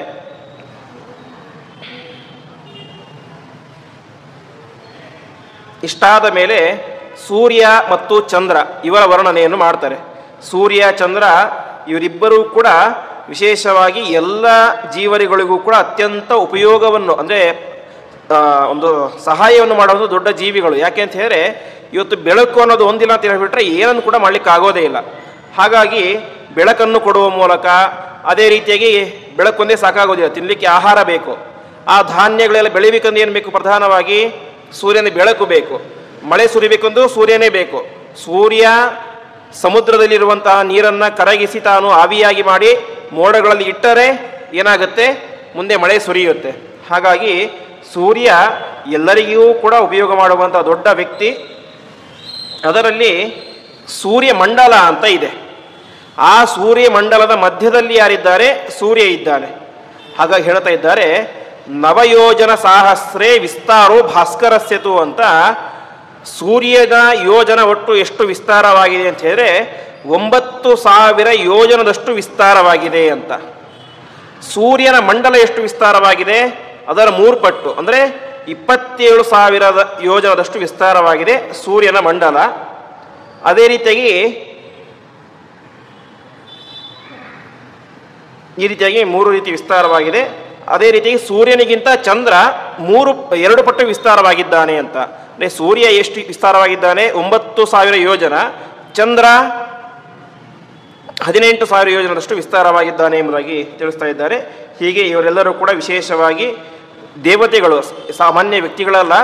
ಆ ಸೂರ್ಯಚಂದ್ರ ಇಬ್ಬರೂ ಕೂಡ ಭೂಮಿಗೆ ಬೆಳಕನ್ನು ಕೊಡುವ ಮೂಲಕ ಜಗತ್ತಿಗೆ ದೊಡ್ಡ ಉಪಕಾರವನ್ನು ಮಾಡ್ತಾ ಇದ್ದಾರೆ ಎಂಬುದಾಗಿ ತಿಳಿಸ್ತಾ ಇದ್ದಾರೆ. ಹೀಗೆ ಭೂಮಂಡಲದ ವರ್ಣನೆ, ಅದರ ಕೆಳಗಡೆ ಇರುವಂತಹ ಲೋಕಗಳ ವರ್ಣನೆ ಎಲ್ಲ ಮಾಡಿ ಕೊನೆಗೆ ಒಟ್ಟು ಭೂಮಿ ಎಷ್ಟು ವಿಸ್ತಾರವಾಗಿ ಇದೆ ಅಂತ 50 ಕೋಟಿ ಯೋಜನದಷ್ಟು ವಿಸ್ತಾರವಾಗಿದೆ ಸಮಗ್ರ ಪೃಥಿವಿ ಎಂಬುದಾಗಿ.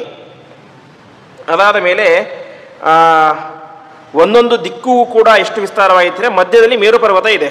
ಅದರ ಸುತ್ತಲೂ ಕೂಡ ಒಂದೊಂದು ದಿಕ್ಕು ಕೂಡ 11 ಕೋಟಿಯಷ್ಟು ವಿಸ್ತಾರವಾಗಿದೆ. ಪೂರ್ವಕ್ಕೆ 11, ಪಶ್ಚಿಮಕ್ಕೆ 11, ದಕ್ಷಿಣಕ್ಕೆ 11, ಉತ್ತರಕ್ಕೆ 11 ಅಂತ ಈ ರೀತಿಯಾಗಿ 11 ಕೋಟಿ ವಿಸ್ತಾರವಾದಂಥ ಭೂಮಿ ಪ್ರತಿಯೊಂದು ಭಾಗದಲ್ಲೂ ಇರುತ್ತೆ ಅಂತ. ಮಧ್ಯದಲ್ಲಿ ಮೇರು ಪರ್ವತ, ಸುತ್ತಲೂ ಕೂಡ ಭೂಮಿ ಈ ರೀತಿಯಾಗಿ ವಿಸ್ತಾರವಾಗಿದೆ ಎಂಬುದಾಗಿ ತಿಳಿಸ್ತಾ ಇದ್ದಾರೆ.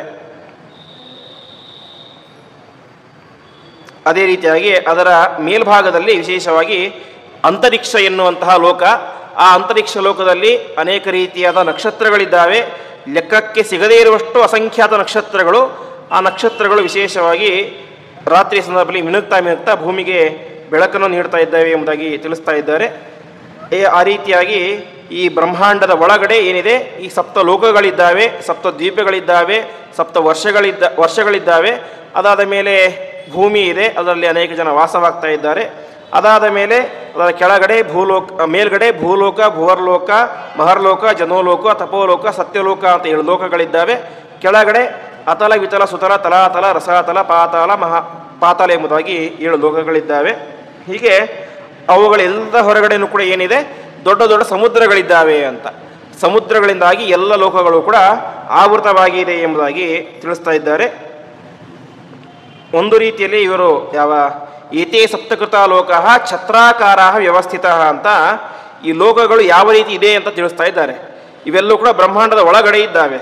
ಬ್ರಹ್ಮಾಂಡದ ಒಳಗಡೆ ಒಂದು ಛತ್ರಿಯನ್ನು ಇಡ್ತೇವೆ, ಆ ಒಂದು ಛತ್ರಿಯ ಮೇಲೆ ಇನ್ನೊಂದು ಛತ್ರಿಯನ್ನು ಇಡ್ತೇವೆ, ಆ ಛತ್ರಿಯ ಮೇಲೆ ಇನ್ನೊಂದು ಛತ್ರಿ. ಈಗ 7 ಛತ್ರಿಗಳನ್ನು ಇಟ್ಟರೆ ಯಾವ ರೀತಿ ನಮಗೆ ಕಾಣಿಸುತ್ತೋ ಆ ರೀತಿಯಾಗಿ 7 ಲೋಕಗಳ ಮೇಲೆ ಇದ್ದಾವೆ, 7 ಲೋಕಗಳು ಕೆಳಗಡೆ ಇದ್ದಾವೆ ಎಂಬುದಾಗಿ ಛತ್ರಾಕಾರ ವ್ಯವಸ್ಥಿತ ಎಂಬುದಾಗಿ ಛತ್ರಿಯಂತೆ ಎಲ್ಲ ಲೋಕಗಳು ಕೂಡ ಬ್ರಹ್ಮಾಂಡದ ಮಧ್ಯದಲ್ಲಿ ಸ್ಥಿರವಾಗಿ ನಿಂತಿದ್ದಾವೆ ಎಂಬುದಾಗಿ ತಿಳಿಸ್ತಾ ಇದ್ದಾರೆ. ಪ್ರತಿಯೊಂದು ಲೋಕದ ಹೊರಗಡೆಯೂ ಕೂಡ ಏನಿದೆ, ಆ ಲೋಕ ಎಷ್ಟು ವಿಸ್ತಾರವಾಗಿ ಇರುತ್ತೋ ಅದಕ್ಕಿಂತ 10 ಪಟ್ಟು ವಿಸ್ತಾರವಾದಂತಹ ನೀರಿನ ಭಾಗ ಇರುತ್ತೆ ಅಂತ. ಅಂದರೆ ಭೂಮಿ ಇವತ್ತು 55 ಕೋಟಿ ಯೋಜನದಷ್ಟು ವಿಸ್ತಾರವಾಗಿದೆ ಅಂತ ಹೇಳಿ ಅದರ ಹೊರಗಡೆ ನೀರೆಷ್ಟಿರುತ್ತೆ? 550 ಕೋಟಿ ವಿಸ್ತಾರವಾದದ್ದು ನೀರಿನ ಭಾಗ ಇರುತ್ತೆ ಅಂತ. ಆ ನೀರು ಕೂಡ ಸ್ಥಿರವಾಗಿರುತ್ತೆ. ಅದನ್ನೇ ನಾವು ಇವತ್ತು ಘನೋದಕ ಸಮುದ್ರ ಎಂಬುದಾಗಿ ಕರೀತೇವೆ ಎಂಬುದಾಗಿ ತಿಳಿಸ್ತಾ ಇದ್ದಾರೆ. ಈ ರೀತಿಯಾಗಿ ಇವೆಲ್ಲವನ್ನು ಕೂಡ ಪ್ರಧಾನವಾಗಿ ಲಕ್ಷ್ಮೀದೇವಿ ಧಾರಣೆ ಮಾಡಿದ್ದಾಳೆ ಪ್ರಕೃತಿಯ ರೂಪದಿಂದಾಗಿ. ಅವಳನ್ನು ಧಾರಣೆ ಮಾಡಿದಂಥವರು ಯಾರು? ಆ ಪ್ರಕೃತೀಶ್ವರನಾದಂತಹ ಪರಮಾತ್ಮ ಎಂಬುದಾಗಿ ತಿಳಿಸ್ತಾ ಇದ್ದಾರೆ. ಅದಾದ ಮೇಲೆ ಮೇರು ಪರ್ವತದ ಉತ್ತರ ಭಾಗದಲ್ಲಿ ಯಾವುದಿದೆ ಅಂತ ಹೇಳಿದ್ರೆ ವಿಭಾವರಿ ಎನ್ನುವಂಥ ದಿವ್ಯವಾದಂಥ ನಗರ ಇದೆ. ಅದಕ್ಕೆ ಸೋಮದೇವ ಅಂದರೆ ಚಂದ್ರ ಅವನು ರಾಜನಾಗಿದ್ದಾನೆ. ಅದಾದ ಮೇಲೆ ಮಾನಸ ಪರ್ವತದ ವರ್ಣನೆ, ಈ ರೀತಿಯಾಗಿ ಅನೇಕ ರೀತಿಯ ಅಂತಹ ನಗರಗಳ ವರ್ಣನೆಯನ್ನು ಮಾಡ್ತಾ ಹೋಗ್ತಾರೆ. ಆಮೇಲೆ ಸೂರ್ಯದೇವ ವಿಶೇಷವಾಗಿ ಕೇವಲ ಭೂಮಿಗೆ ಮಾತ್ರ ಬೆಳಕನ್ನು ಕೊಡುವಂಥವನಲ್ಲ, ಅವನೇನು ಮಾಡ್ತಾನೆ, ಸೂರ್ಯನು ಮಹೇಂದ್ರಸ್ಯ ಅಮರಾವತ್ಯ ಮುತ್ತಿಷ್ಠತಿ ಯದಾ ರವಿಹಿ ಅಂತ ಯಮಧರ್ಮ ದೇವೇಂದ್ರನ ಅಮರಾವತಿ ನಗರಕ್ಕೂ ಕೂಡ ಏನು ಬೇಕು, ಸೂರ್ಯನ ಬೆಳಕು ಬೇಕೇ ಬೇಕು ಅಂತ. ಯಾವಾಗ ದೇವೇಂದ್ರನ ನಗರದಲ್ಲಿ ಅಮರಾವತಿಯಲ್ಲಿ ಮಧ್ಯಾಹ್ನ ಆಗಿರುತ್ತೋ ಅಂದರೆ ಬೆಳಕಿರುತ್ತೋ ಆವಾಗ ಯಮನ ಅರ್ಧರಾತ್ರಂ ಸಂಯಮನೆ ವಾರುಣ್ಯ ಮಸ್ತಮೇತಿಚ ಅಂತ ಯಮನ ಪಟ್ಟಣ, ಸಂಯಮಿ ಎನ್ನುವಂಥ ಯಮನ ಪಟ್ಟಣ ಅಲ್ಲಿ ಕತ್ತಲೆ ಆಗಿರುತ್ತೆ ಅಂತ. ಅಲ್ಲಿ ಯಾವಾಗ ಬೆಳಕಾಗುತ್ತೋ ಅಲ್ಲಿ ಏನಾಗುತ್ತೆ, ರಾತ್ರಿ ಆಗಿರುತ್ತೆ ಅಂತ. ಹೀಗೆ ಸ್ವರ್ಗ ಮತ್ತು ನರಕದ ಭಾಗಗಳಲ್ಲಿ ಸೂರ್ಯ ಮತ್ತು ಚಂದ್ರರು ಬೆಳಕನ್ನು ಕೊಡ್ತಾ ಇರ್ತಾರೆ ಎಂಬುದಾಗಿ ತಿಳಿಸ್ತಾ ಇದ್ದಾರೆ. ಅದರಲ್ಲಿ ವಿಶೇಷವಾಗಿ ಹೇಳುವಂತೆ ಸೂರ್ಯನ ಕಿರಣ ಅದು ಅತ್ಯಂತ ತೀಕ್ಷ್ಣವಾದದ್ದು. ಒಂದು ವೇಳೆ ಸೂರ್ಯನ ಕಿರಣ ಎಷ್ಟು ಕಿರಣಗಳಿದ್ದಾವೋ ಅಷ್ಟೂ ಕಿರಣಗಳು ಒಂದೇ ಸಮಯದಲ್ಲಿ ಭೂಮಿಯ ಮೇಲೆ ಬಿದ್ದು ಬಿಟ್ಟರೆ ಇಡೀ ಭೂಮಿ ಸುಟ್ಟೇ ಹೋಗ್ಬಿಡುತ್ತೆ ಅಂತೆ. ಹಾಗಾಗಿ ಸೂರ್ಯದೇವ ಅವನು ಎಲ್ಲ ಕಿರಣಗಳನ್ನು ಕೂಡ ಏನು ಮಾಡೋದಿಲ್ಲ, ತನ್ನ ಈ ಭೂಮಿಯ ಮೇಲೆ ಹಾಕೋದಿಲ್ಲ, ಹೊರತು ಕೆಲವು ಕಿರಣಗಳನ್ನು ಮಾತ್ರ ಈ ಭೂಮಿಯ ಮೇಲೆ ಹಾಕ್ತಾನೆ. ಅದಕ್ಕೆ ನಮಗೆ ಇಷ್ಟು ವಿಸ್ತಾರವಾದಂತಹ ಬೆಳಕು ಬರುತ್ತೆ ಎಂಬುದಾಗಿ ಸೂರ್ಯನ ವಿಶೇಷವಾದಂತಹ ಮಹತ್ವವನ್ನು ತಿಳಿಸ್ತಾ ಇದ್ದಾರೆ. ಹೀಗೆ ಪ್ರಧಾನವಾಗಿ ಕೇವಲ ಸೂರ್ಯ ಮಾತ್ರ ಅಲ್ಲ, ಮಧ್ಯಾಹ್ನದ ಸಂದರ್ಭದಲ್ಲಿ ಆ ಸೂರ್ಯನಲ್ಲಿ ಅಗ್ನಿದೇವನು ಕೂಡ ಸೇರಿಕೊಂಡು ನಮಗೇನು ಮಾಡ್ತಾನೆ, ಪ್ರಖರವಾದಂತಹ ಬಿಸಿಲನ್ನು ಮಧ್ಯಾಹ್ನದ ಸಂದರ್ಭದಲ್ಲಿ ಕೊಡ್ತಾನೆ ಎಂಬುದಾಗಿ ತಿಳಿಸ್ತಾ ಇದ್ದಾರೆ. ಈ ರೀತಿಯಾಗಿ ತಿಳಿಸಿ ಅವರು ಯಾವಾಗ ಅಸ್ತಂಗತರಾಗ್ತಾರೋ ಆವಾಗ ಇನ್ನೊಬ್ಬ ಚಂದ್ರ ಒಂದು ನಮಗೆ ಬೆಳಕನ್ನು ಕೊಡ್ತಾನೆ. ಅದೇ ರೀತಿಗೆ ರಾತ್ರಿ ಸಂದರ್ಭದಲ್ಲಿ ಕೆಲವರು ಅಗ್ನಿಯ ಮೂಲಕ ಬೆಂಕಿಯನ್ನು ಹಚ್ಚಿಕೊಂಡು ದೀಪವನ್ನು ಹಚ್ಚಿಕೊಂಡು ತಾವು ಬೆಳಕನ್ನು ಪಡಿತಾರೆ. ಆದರೆ ಇದೆಲ್ಲದಕ್ಕಿಂತಲೂ ಕೂಡ ಪ್ರಖರವಾದಂಥ ಬೆಳಕು ಯಾವುದು ಅಂತ ಹೇಳಿದ್ರೆ ಅದು ಸೂರ್ಯನ ಬೆಳಕು ಅಂತ. ಆ ಸೂರ್ಯನಿಗೂ ಆ ಬೆಳಕನ್ನು ಕೊಟ್ಟವರು ಯಾರು, ಪರಮಾತ್ಮ. ಭಗವದ್ಗೀತೆಯಲ್ಲಿ ಹೇಳುವಂತೆ ಯದಾದಿತ್ಯ ಗತಂ ತೇಜೋ ಜಗದ್ಭಾಸೈತೆ ಕಿರಂ ಯಚ್ಚಂದ್ರಮಸಿ ಹೆಚ್ಚಾಗ್ನೋ ತತ್ತೇಜೋ ವಿದ್ಧಿ ಮಾವಕಂ ಅಂತ ಪರಮಾತ್ಮ ಹೇಳುವಂತಹ ಮಾತು. ಅಗ್ನಿಯಲ್ಲಿ ಇದ್ದುಕೊಂಡು ಬೆಳಕನ್ನು ಕೊಡುವವನು ನಾನೇ, ಸೂರ್ಯನಲ್ಲಿ ಇದ್ದುಕೊಂಡು ಬೆಳಕನ್ನು ಕೊಡುವವನು ನಾನೇ, ಚಂದ್ರನಲ್ಲಿ ಇದ್ದುಕೊಂಡು ಬೆಳಕನ್ನು ಕೊಡುವವನು ಕೂಡ ನಾನೇ ಅಂತ ಪರಮಾತ್ಮ ಹೇಳಿದ್ದಾನೆ. ಹೀಗೆ ಎಲ್ಲದಕ್ಕೂ ಕೂಡ ಮೂಲ ಅದು ಪ್ರಕೃತಿಗೆ ಒಡೆಯನಾದಂತಹ ಪರಮಾತ್ಮ ಎಂಬುದಾಗಿ ತಿಳಿದುಕೊಳ್ಳಬೇಕು. ಮುಂದೆ ಅನೇಕ ರೀತಿ ವರ್ಣನೆ ಮಾಡ್ತಾ ಹೋಗ್ತಾರೆ. ಮೇರು ಪರ್ವತ ಸುಮಾರು 2 ದಿನ ಹೇಳಿದರೂ ಕೂಡ ಮೇರು ಪರ್ವತದ ವರ್ಣನೆ ಮುಗಿಯೋದೇ ಇಲ್ಲ. ಸಂಕ್ಷಿಪ್ತವಾಗಿ ಅದನ್ನು ತಿಳಿದುಕೊಂಡು ಮುಂದೆ ಯುಗಗಳ ವರ್ಣನೆಯನ್ನು ಮಾಡ್ತಾ ಹೋಗ್ತಾರೆ. ಹಿಂದೆ ನಾವು ಸಂಕ್ಷಿಪ್ತವಾಗಿ ಕೇಳಿದ್ವಿ 4 ಯುಗಗಳ ವರ್ಣನೆ ಹೇಗಿರುತ್ತೆ ಅಂತ. ಮುಂದೆ ಅದನ್ನು ವಿಸ್ತಾರವಾಗಿ ವರ್ಣನೆ ಮಾಡ್ತಾ ಹೋಗ್ತಾರೆ. ಪ್ರಾರಂಭದಲ್ಲಿ ಇರುವಂಥದ್ದು ಯಾವುದು ಅಂತ ಹೇಳಿದರೆ ಯಾವ ಕೃತ ಎನ್ನುವಂತಹ ಯುಗ. ಆ ಕೃತಯುಗ ವಿಶೇಷವಾಗಿ ಏನಾಗುತ್ತೆ, ಅತ್ಯಂತ ಧರ್ಮ ಭೂಯಿಷ್ಠವಾದಂತಹ ಯುಗ. ಅದರಲ್ಲಿ ಅಧರ್ಮದ ವಾಸನೆ ಕೂಡ ಇರಲಿಕ್ಕೆ ಸಾಧ್ಯ ಇಲ್ಲ. ಆ ರೀತಿಯಾದಂಥ ಧರ್ಮ ಭೂಯಿಷ್ಠವಾದಂತಹ ಯುಗ ಎಂಬುದಾಗಿ ತಿಳಿಸಿ ಮುಂದೆ ಒಂದು ದಿವಸ ಅಂದರೆ ಏನು ಅಂತ.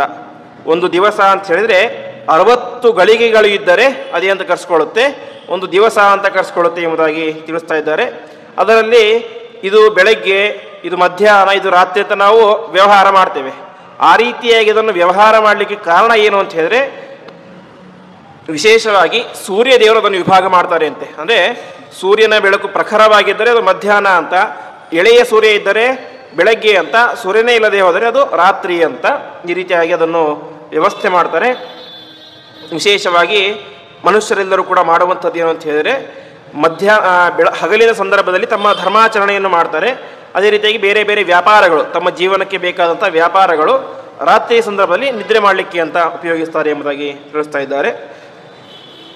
ಹೀಗೆ ಮುಂದೆ ಹೇಳ್ತಾ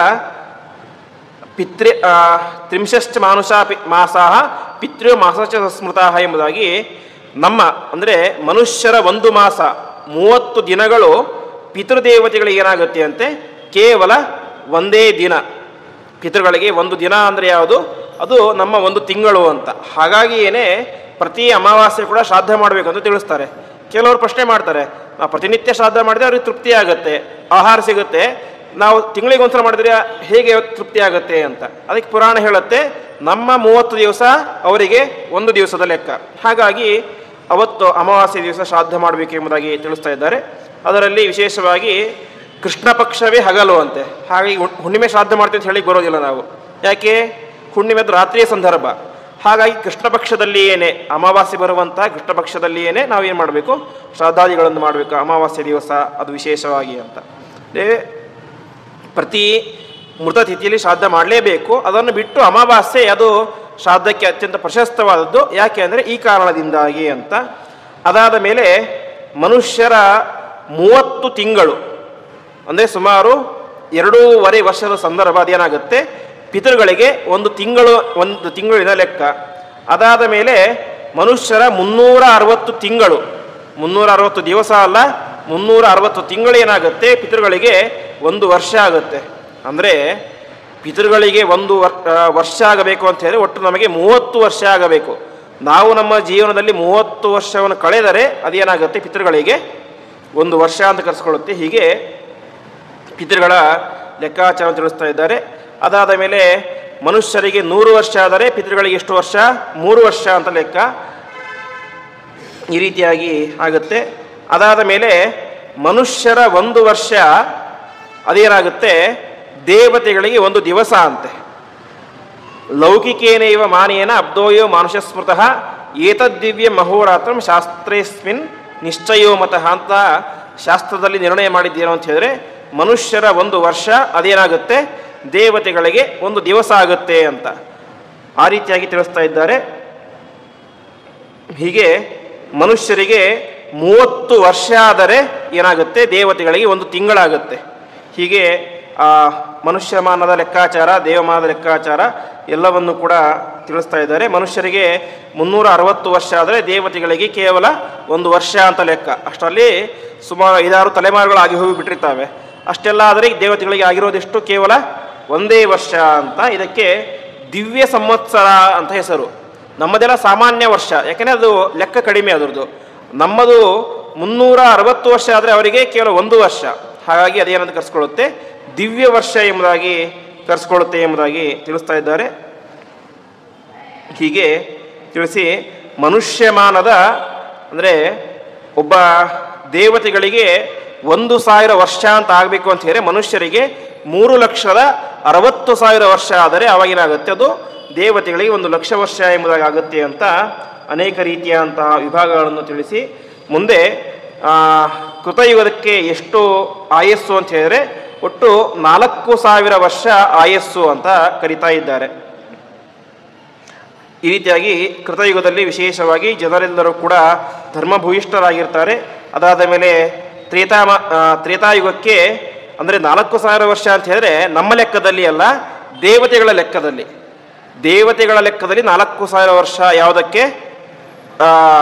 ಕೃತಯುಗಕ್ಕೆ. ಅದೇ ರೀತಿಯಾಗಿ ತ್ರೇತಾಯುಗಕ್ಕೆ 3,000 ವರ್ಷ, ದ್ವಾಪರಯುಗಕ್ಕೆ 2,000 ವರ್ಷ, ಕಲಿಯುಗಕ್ಕೆ 1,000 ವರ್ಷ. ಹಾಗಾದರೆ ಕಲಿಯುಗದಲ್ಲಿ ಈಗೆಷ್ಟಾಗಿದೆ? 5,000 ವರ್ಷ ಆಗೋಗ್ಬಿಟ್ಟಿದೆ. ಅಂದರೆ ಲೆಕ್ಕ ಏನು? ದೇವತೆಗಳ ಲೆಕ್ಕದಲ್ಲಿ 1,000 ವರ್ಷ ಅಂತ.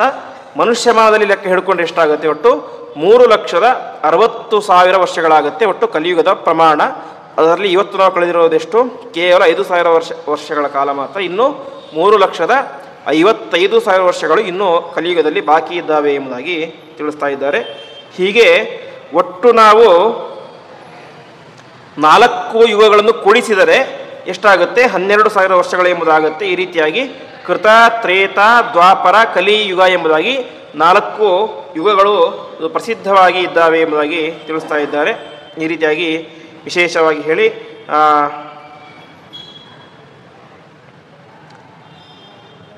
ಈ 4 ಯುಗಗಳು ಏನಾಗುತ್ತೆ, ಒಬ್ಬ ಮನುವಿನ ಜೀವಿತಾವಧಿ ಅಂತ. ಅಂದರೆ ಸ್ವಯಂಭೂ ಮನು, ಸಾರ್ವಜನಿಕ ಮನು ಅಂತ ಏನಿದ್ದಾರೆ ಅವರೆಲ್ಲರೂ ಕೂಡ ಒಂದು ಯುಗಕ್ಕೆ ಅಂದರೆ 4 ಯುಗಗಳ ಒಂದು ಚಕ್ರಕ್ಕೆ ಅಭಿಮಾನಿಗಳಾಗಿರ್ತಾರೆ ಎಂಬುದಾಗಿ ತಿಳಿಸ್ತಾ ಇದ್ದಾರೆ.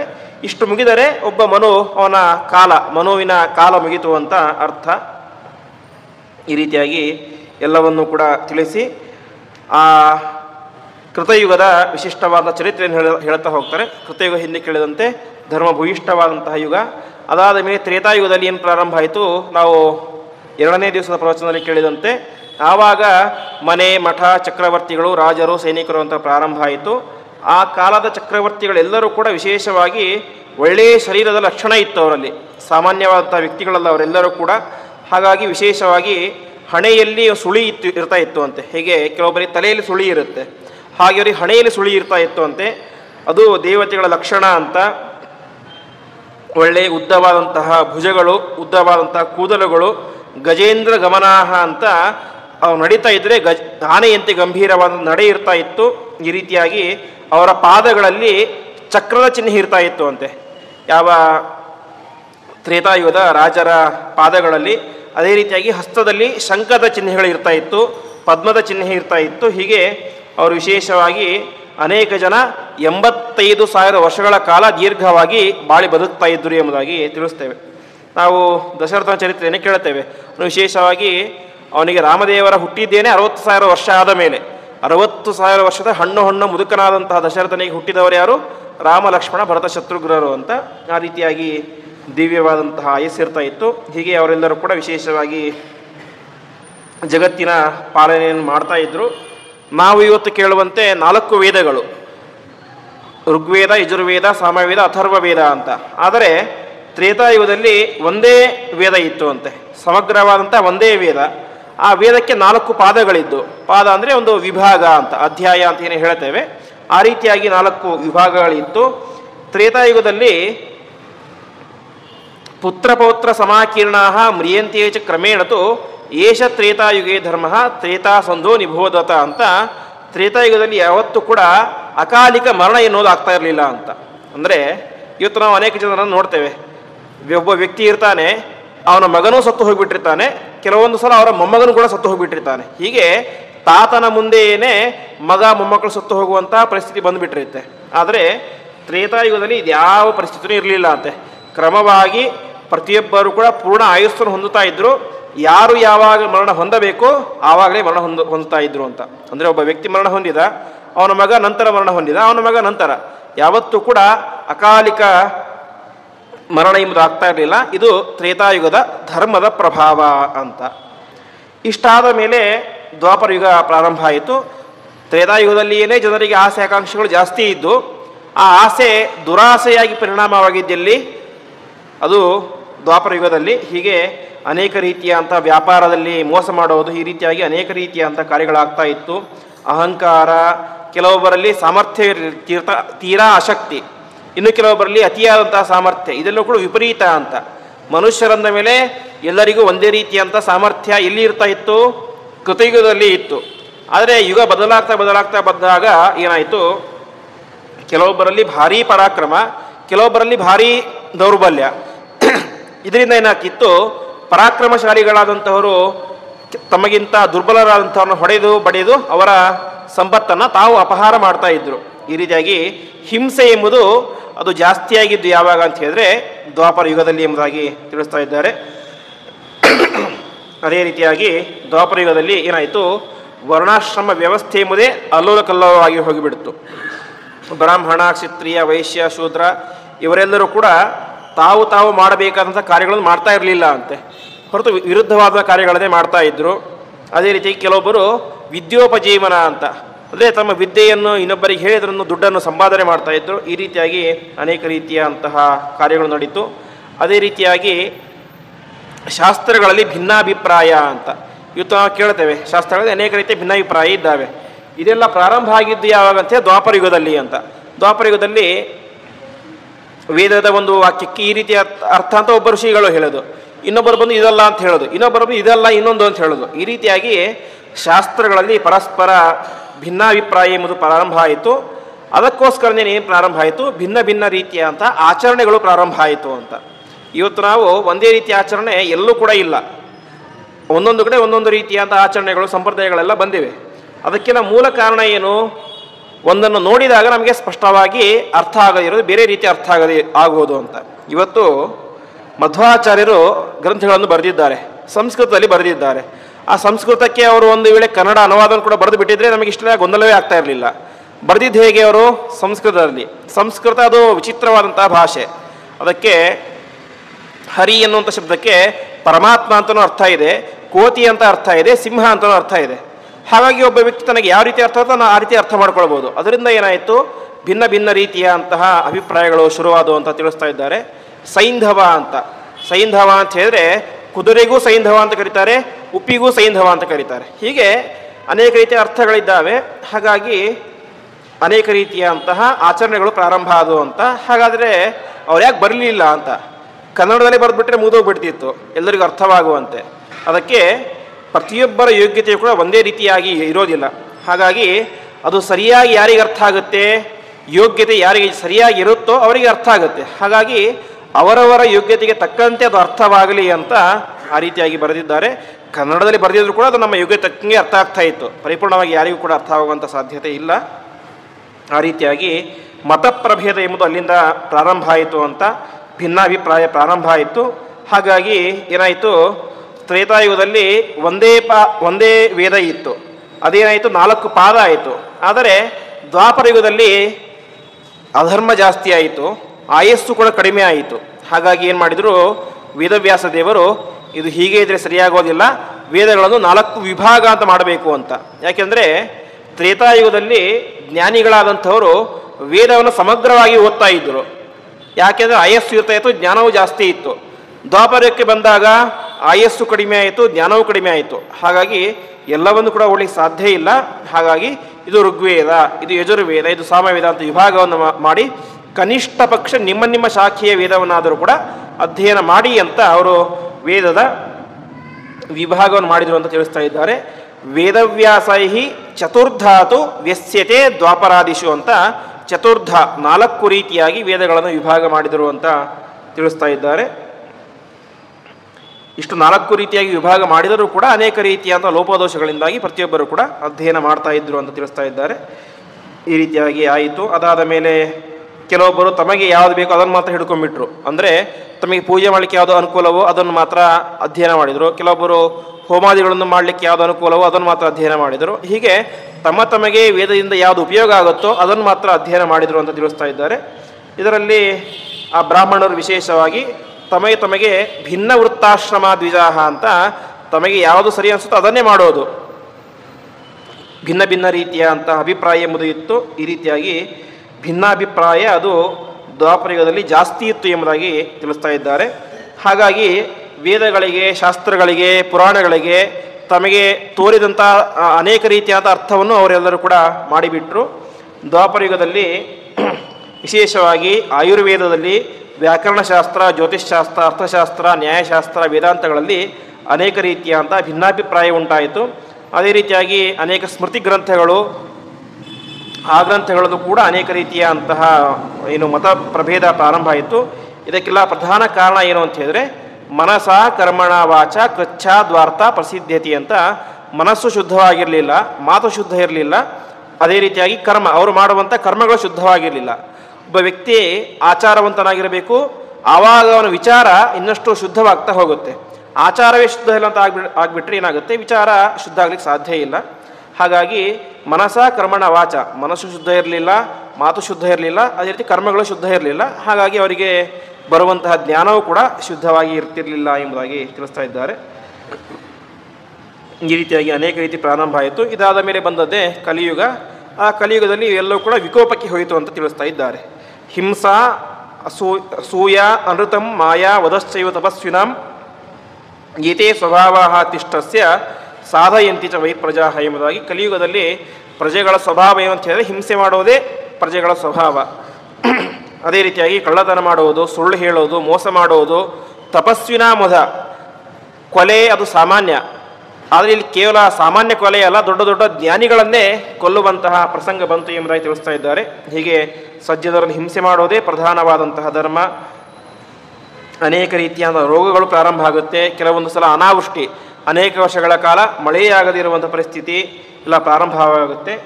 ಹಾಗೆಯೇ ಕಲಿಯುಗದ ಜನರಿಗೆ ನಪ್ರಮಾಣಂ ಸ್ಮೃತಿರಸ್ತಿ, ಅವರು ಯಾವ ಶ್ರುತಿ, ಸ್ಮೃತಿ, ವೇದ, ಪುರಾಣ ಯಾವುದನ್ನು ಕೂಡ ಒಪ್ಪೋದಿಲ್ಲ. ನಮಗೇನು ಬೇಕೋ ಅದನ್ನು ನಾವು ತೋರಿಸ್ತಾ ಮಾಡ್ತಾ ಹೋಗ್ತೇವೆ, ಅದೆಲ್ಲ ನಮಗೆ ಸಂಬಂಧವೇ ಇಲ್ಲ ಅಂತ ಹೇಳ್ಬಿಡ್ತಾರೆ ಅಂತ ವೇದವ್ಯಾಸದೇವರು ತಿಳಿಸ್ತಾ ಇದ್ದಾರೆ. ಇನ್ನು ಹಿಂದೆ ನಾವು ತ್ರೇತಾಯುಗದ ಚರಿತ್ರೆಯಲ್ಲಿ ಕೇಳಿದಂತೆ ಎಲ್ಲರೂ ಕೂಡ ಕ್ರಮವಾಗಿ ಸಾಯ್ತಾ ಇದ್ರು, ಅಂದರೆ ಎಲ್ಲರೂ ಕೂಡ ಆಯುಸ್ಸನ್ನು ಸಂಪೂರ್ಣವಾಗಿ ಅನುಭವಿಸಿ ಸಾಯ್ತಾ ಇದ್ರು ಅಂತ. ಆದರೆ ಇದರಲ್ಲಿ ಹಾಗಲ್ಲ ಅಂತೆ. ಗರ್ಭಸ್ಥೋ ಮ್ರಿಯತೆ ಕಶ್ಚಿತ್ ಯೌವನಸ್ಥಃ ತಥಾಪರಃ ಸ್ಥಾವಿರೇ ಮಧ್ಯಕೋಮಾರೇ ಮ್ರಿಯಂತೆ ವೈ ಕಲೋ ಪ್ರಜಾಹ ಅಂತ. ಕೆಲವೊಬ್ಬರು ಭೂಮಿಯನ್ನು ನೋಡೋದೇ ಇಲ್ಲ, ಗರ್ಭದಲ್ಲಿ ಏನೇ ಸತ್ತು ಹೋಗಿಬಿಡ್ತಾರೆ. ಇನ್ನು ಕೆಲವರು ಯೌವನಸ್ಥಃ ಒಳ್ಳೆಯ ಯೌವನ ಇರುತ್ತೆ ಮೈಯಲ್ಲಿ, ಸತ್ತೇ ಹೋಗಿಬಿಡ್ತಾರೆ. ಇನ್ನು ಸ್ಥಾವಿರೇ ಮಧ್ಯಕೋಮಾರೆ ಒಳ್ಳೆ 30 ವರ್ಷ ಇರುತ್ತೆ, ಸತ್ತು ಹೋಗಿಬಿಡ್ತಾರೆ. ಇನ್ನು ಕೆಲವರು 40 ವರ್ಷದಲ್ಲಿ. ಹೀಗೆ ಮಧ್ಯದ ವಯಸ್ಸಿನಲ್ಲಿನೇ ಸಾಯ್ತಾರೆ. ಮುದಿ ವಯಸ್ಸಿನಲ್ಲಿ ಸಾಯುವಂಥವರು ತುಂಬ ಕಡಿಮೆ ಅಂತ. ಮುಂದೆ ಹೋಗ್ತಾ ಹೋಗ್ತಾ ಏನಾಗುತ್ತೆ, ಕಲಿಯುಗದಲ್ಲಿ ಅದೇ ಪ್ರಾರಂಭ ಆಗುತ್ತೆ. ಈಗಲೇ ಅನೇಕ ಚಿಕ್ಕ ವಯಸ್ಸಿನಂಥವ್ರು 22-23 ವರ್ಷದ ವಯಸ್ಸಿನವರಿಗೆ ಯಾವ ರೋಗ, ಶುಗರ್, BP ಇತ್ಯಾದಿಗಳ ರೋಗ. ಕೆಲವೊಬ್ಬರು 22 ವರ್ಷದ ಯುವಕ ಲಿವರ್ ಪ್ರಾಬ್ಲಮ್ ಸತ್ತು ಹೋದ ಅಂತ ಕೇಳ್ತೇವೆ. ಆ ರೀತಿಯಾಗಿ ಆ ಕಲಿಯುಗದ ಪ್ರಭಾವ ಅದರಿಂದಾಗಿ ಎಲ್ಲವೂ ಕೂಡ ನಡೀತಾ ಹೋಗ್ತು ಅಂತ ತಿಳಿಸ್ತಾ ಇದ್ದಾರೆ. ಹಾಗಾಗಿ ಕಲಿಯುಗದಲ್ಲಿ ಇದು ಸ್ವಭಾವ ಅಂತೆ. ಪುರಾಣ ಹೇಳುತ್ತೆ, ಜೀವಿಗಳು ಹುಟ್ಟಬೇಕಾದ್ರೇ ಇದೆಲ್ಲ ಬಂದುಬಿಟ್ಟಿರುತ್ತೆ, ಅವ್ರಿಗೇನೋ ಎಕ್ಸ್ಟರ್ನಲ್ ಆಗಿ ಬರೋದಲ್ಲ ಇದು. ಹೊರತು ಪ್ರಜೆಗಳೆಲ್ಲರೂ ಕೂಡ ಹುಟ್ಟಬೇಕಾದ್ರೇ ಅಧಾರ್ಮಿಕರಾಗಿ ಹುಟ್ಟುಬಿಟ್ಟಿರ್ತಾರೆ ಅಂತೆ. ಅವ್ರು ಹುಟ್ಟಬೇಕಾದ್ರೇ ಅವರಿಗೆ ಸಿಟ್ಟು ಜಾಸ್ತಿ, ಅನಾಚಾರ ಜಾಸ್ತಿ, ಅದೇ ರೀತಿ ಮುಖದಲ್ಲಿ ತೇಜಸ್ಸೇ ಇರೋದಿಲ್ಲ, ಅದೇ ರೀತಿಯಾಗಿ ಸುಳ್ಳು ಹೇಳುವುದು, ಹೀಗೆ ಇವೆಲ್ಲವೂ ಕೂಡ ಅವರಿಗೆ ಏನಾಗಿಬಿಟ್ಟಿರುತ್ತೆ, ಹುಟ್ಟುವಾಗಲೇ ಬಂದುಬಿಟ್ಟಿರುತ್ತೆ ಅಂತ ತಿಳಿಸ್ತಾ ಇದ್ದಾರೆ. ಅದೇ ರೀತಿಯಾಗಿ ಅನೇಕ ಜನ ಕಲಿಯುಗದಲ್ಲಿ ಬ್ರಾಹ್ಮಣರು ಕೆಟ್ಟ ಶಾಸ್ತ್ರಗಳನ್ನು ಅಧ್ಯಯನ ಮಾಡ್ತಾರೆ. ಆ ಮೂಲಕ ಪರಮಾತ್ಮನಲ್ಲಿ ಯಾವುದೇ ರೀತಿಯ ಗುಣಗಳಿಲ್ಲ, ಪರಮಾತ್ಮ ಸುಳ್ಳು, ಈ ರೀತಿಯಾದಂತಹ ಅನೇಕ ಅಂಶಗಳನ್ನು ತಿಳಿಸ್ತಾರೆ. ಆಮೇಲೆ ಕಲಿಯುಗದಲ್ಲಿ ಪ್ರಜೆಗಳಲ್ಲಿ ಕಪಟ ಜಾಸ್ತಿ, ಮುಂದೆ ಮಾತಾಡೋದೇ ಬೇರೆ, ಹಿಂದೆ ಇರುವಂತಹ ಅಭಿಪ್ರಾಯನೇ ಬೇರೆ. ದ್ವೇಷ ಜಾಸ್ತಿ, ಅಸೂಯೆ ಜಾಸ್ತಿ, ಕೋಪ, ಕೆಲವೊಂದು ಸಲ ಧೈರ್ಯ ಭಾರಿ ಇರುತ್ತೆ ಕೆಲವೊಬ್ಬರಿಗೆ ಪಾಪ ಧೈರ್ಯವೇ ಇರೋದಿಲ್ಲ. ಈ ರೀತಿಯಾಗಿ ಅನೇಕ ರೀತಿಯಂತಹ ವ್ಯಾಕುಲತೆಗಳು ಮನಸ್ಸಿನಲ್ಲಿ ಆಗ್ತಾ ಇರುತ್ತೆ. ಆವಾಗ ಕಲಿಯುಗ ಇನ್ನಷ್ಟು ಯಾವಾಗ ಮುಂದುವರಿತಾ ಹೋಗುತ್ತೋ ಆವಾಗ ಯಾರೂ ಕೂಡ ವೇದಾಧ್ಯಯನವನ್ನೇ ಮಾಡೋದಿಲ್ಲ, ಅದೇ ರೀತಿ ಯಜ್ಞ ಯಾಗಾದಿಗಳನ್ನು ಮಾಡೋದಿಲ್ಲ. ಅದೇ ರೀತಿಯಾಗಿ ಕ್ಷತ್ರಿಯರು ಕೂಡ ಏನು ಮಾಡ್ತಾರೆ, ಅವರಿಗೆ ಒಂದು ಈ ರೀತಿಯಾಗಿ ನಡೆಸಬೇಕು ಅಂತ ಮನಸ್ಸಲ್ಲಿ ಇರೋದಿಲ್ಲ. ತಮಗೆ ಯಾವ ರೀತಿ ಬರ್ತಾ ಆ ರೀತಿ ಹೋಗ್ತಾ ಇರ್ತಾರೆ. ಆದಷ್ಟು ಕಳ್ಳರೇನೆ ರಾಜರಾಗ್ತಾರೆ ಅಂತ ತಿಳಿಸ್ತಾ ಇದ್ದಾರೆ. ಅದಾದ ಮೇಲೆ ಜಾತಿ ಸಾಂಕರ್ಯ, ಇವತ್ತು ನಾವು ಕೇಳ್ತೇವೆ, ನಮ್ಮಲ್ಲೂ ಕೂಡ ಜಾಸ್ತಿ ಆಗಿಬಿಟ್ಟಿರೋದು ಇಂಟರ್ ಕ್ಯಾಸ್ಟ್ ಮ್ಯಾರೇಜ್ ಅಂತ. ಅದನ್ನು ವೇದವ್ಯಾಸ ದೇವರು ಆಗಲೇ ತಿಳಿಸ್ತಾ ಇದ್ದಾರೆ.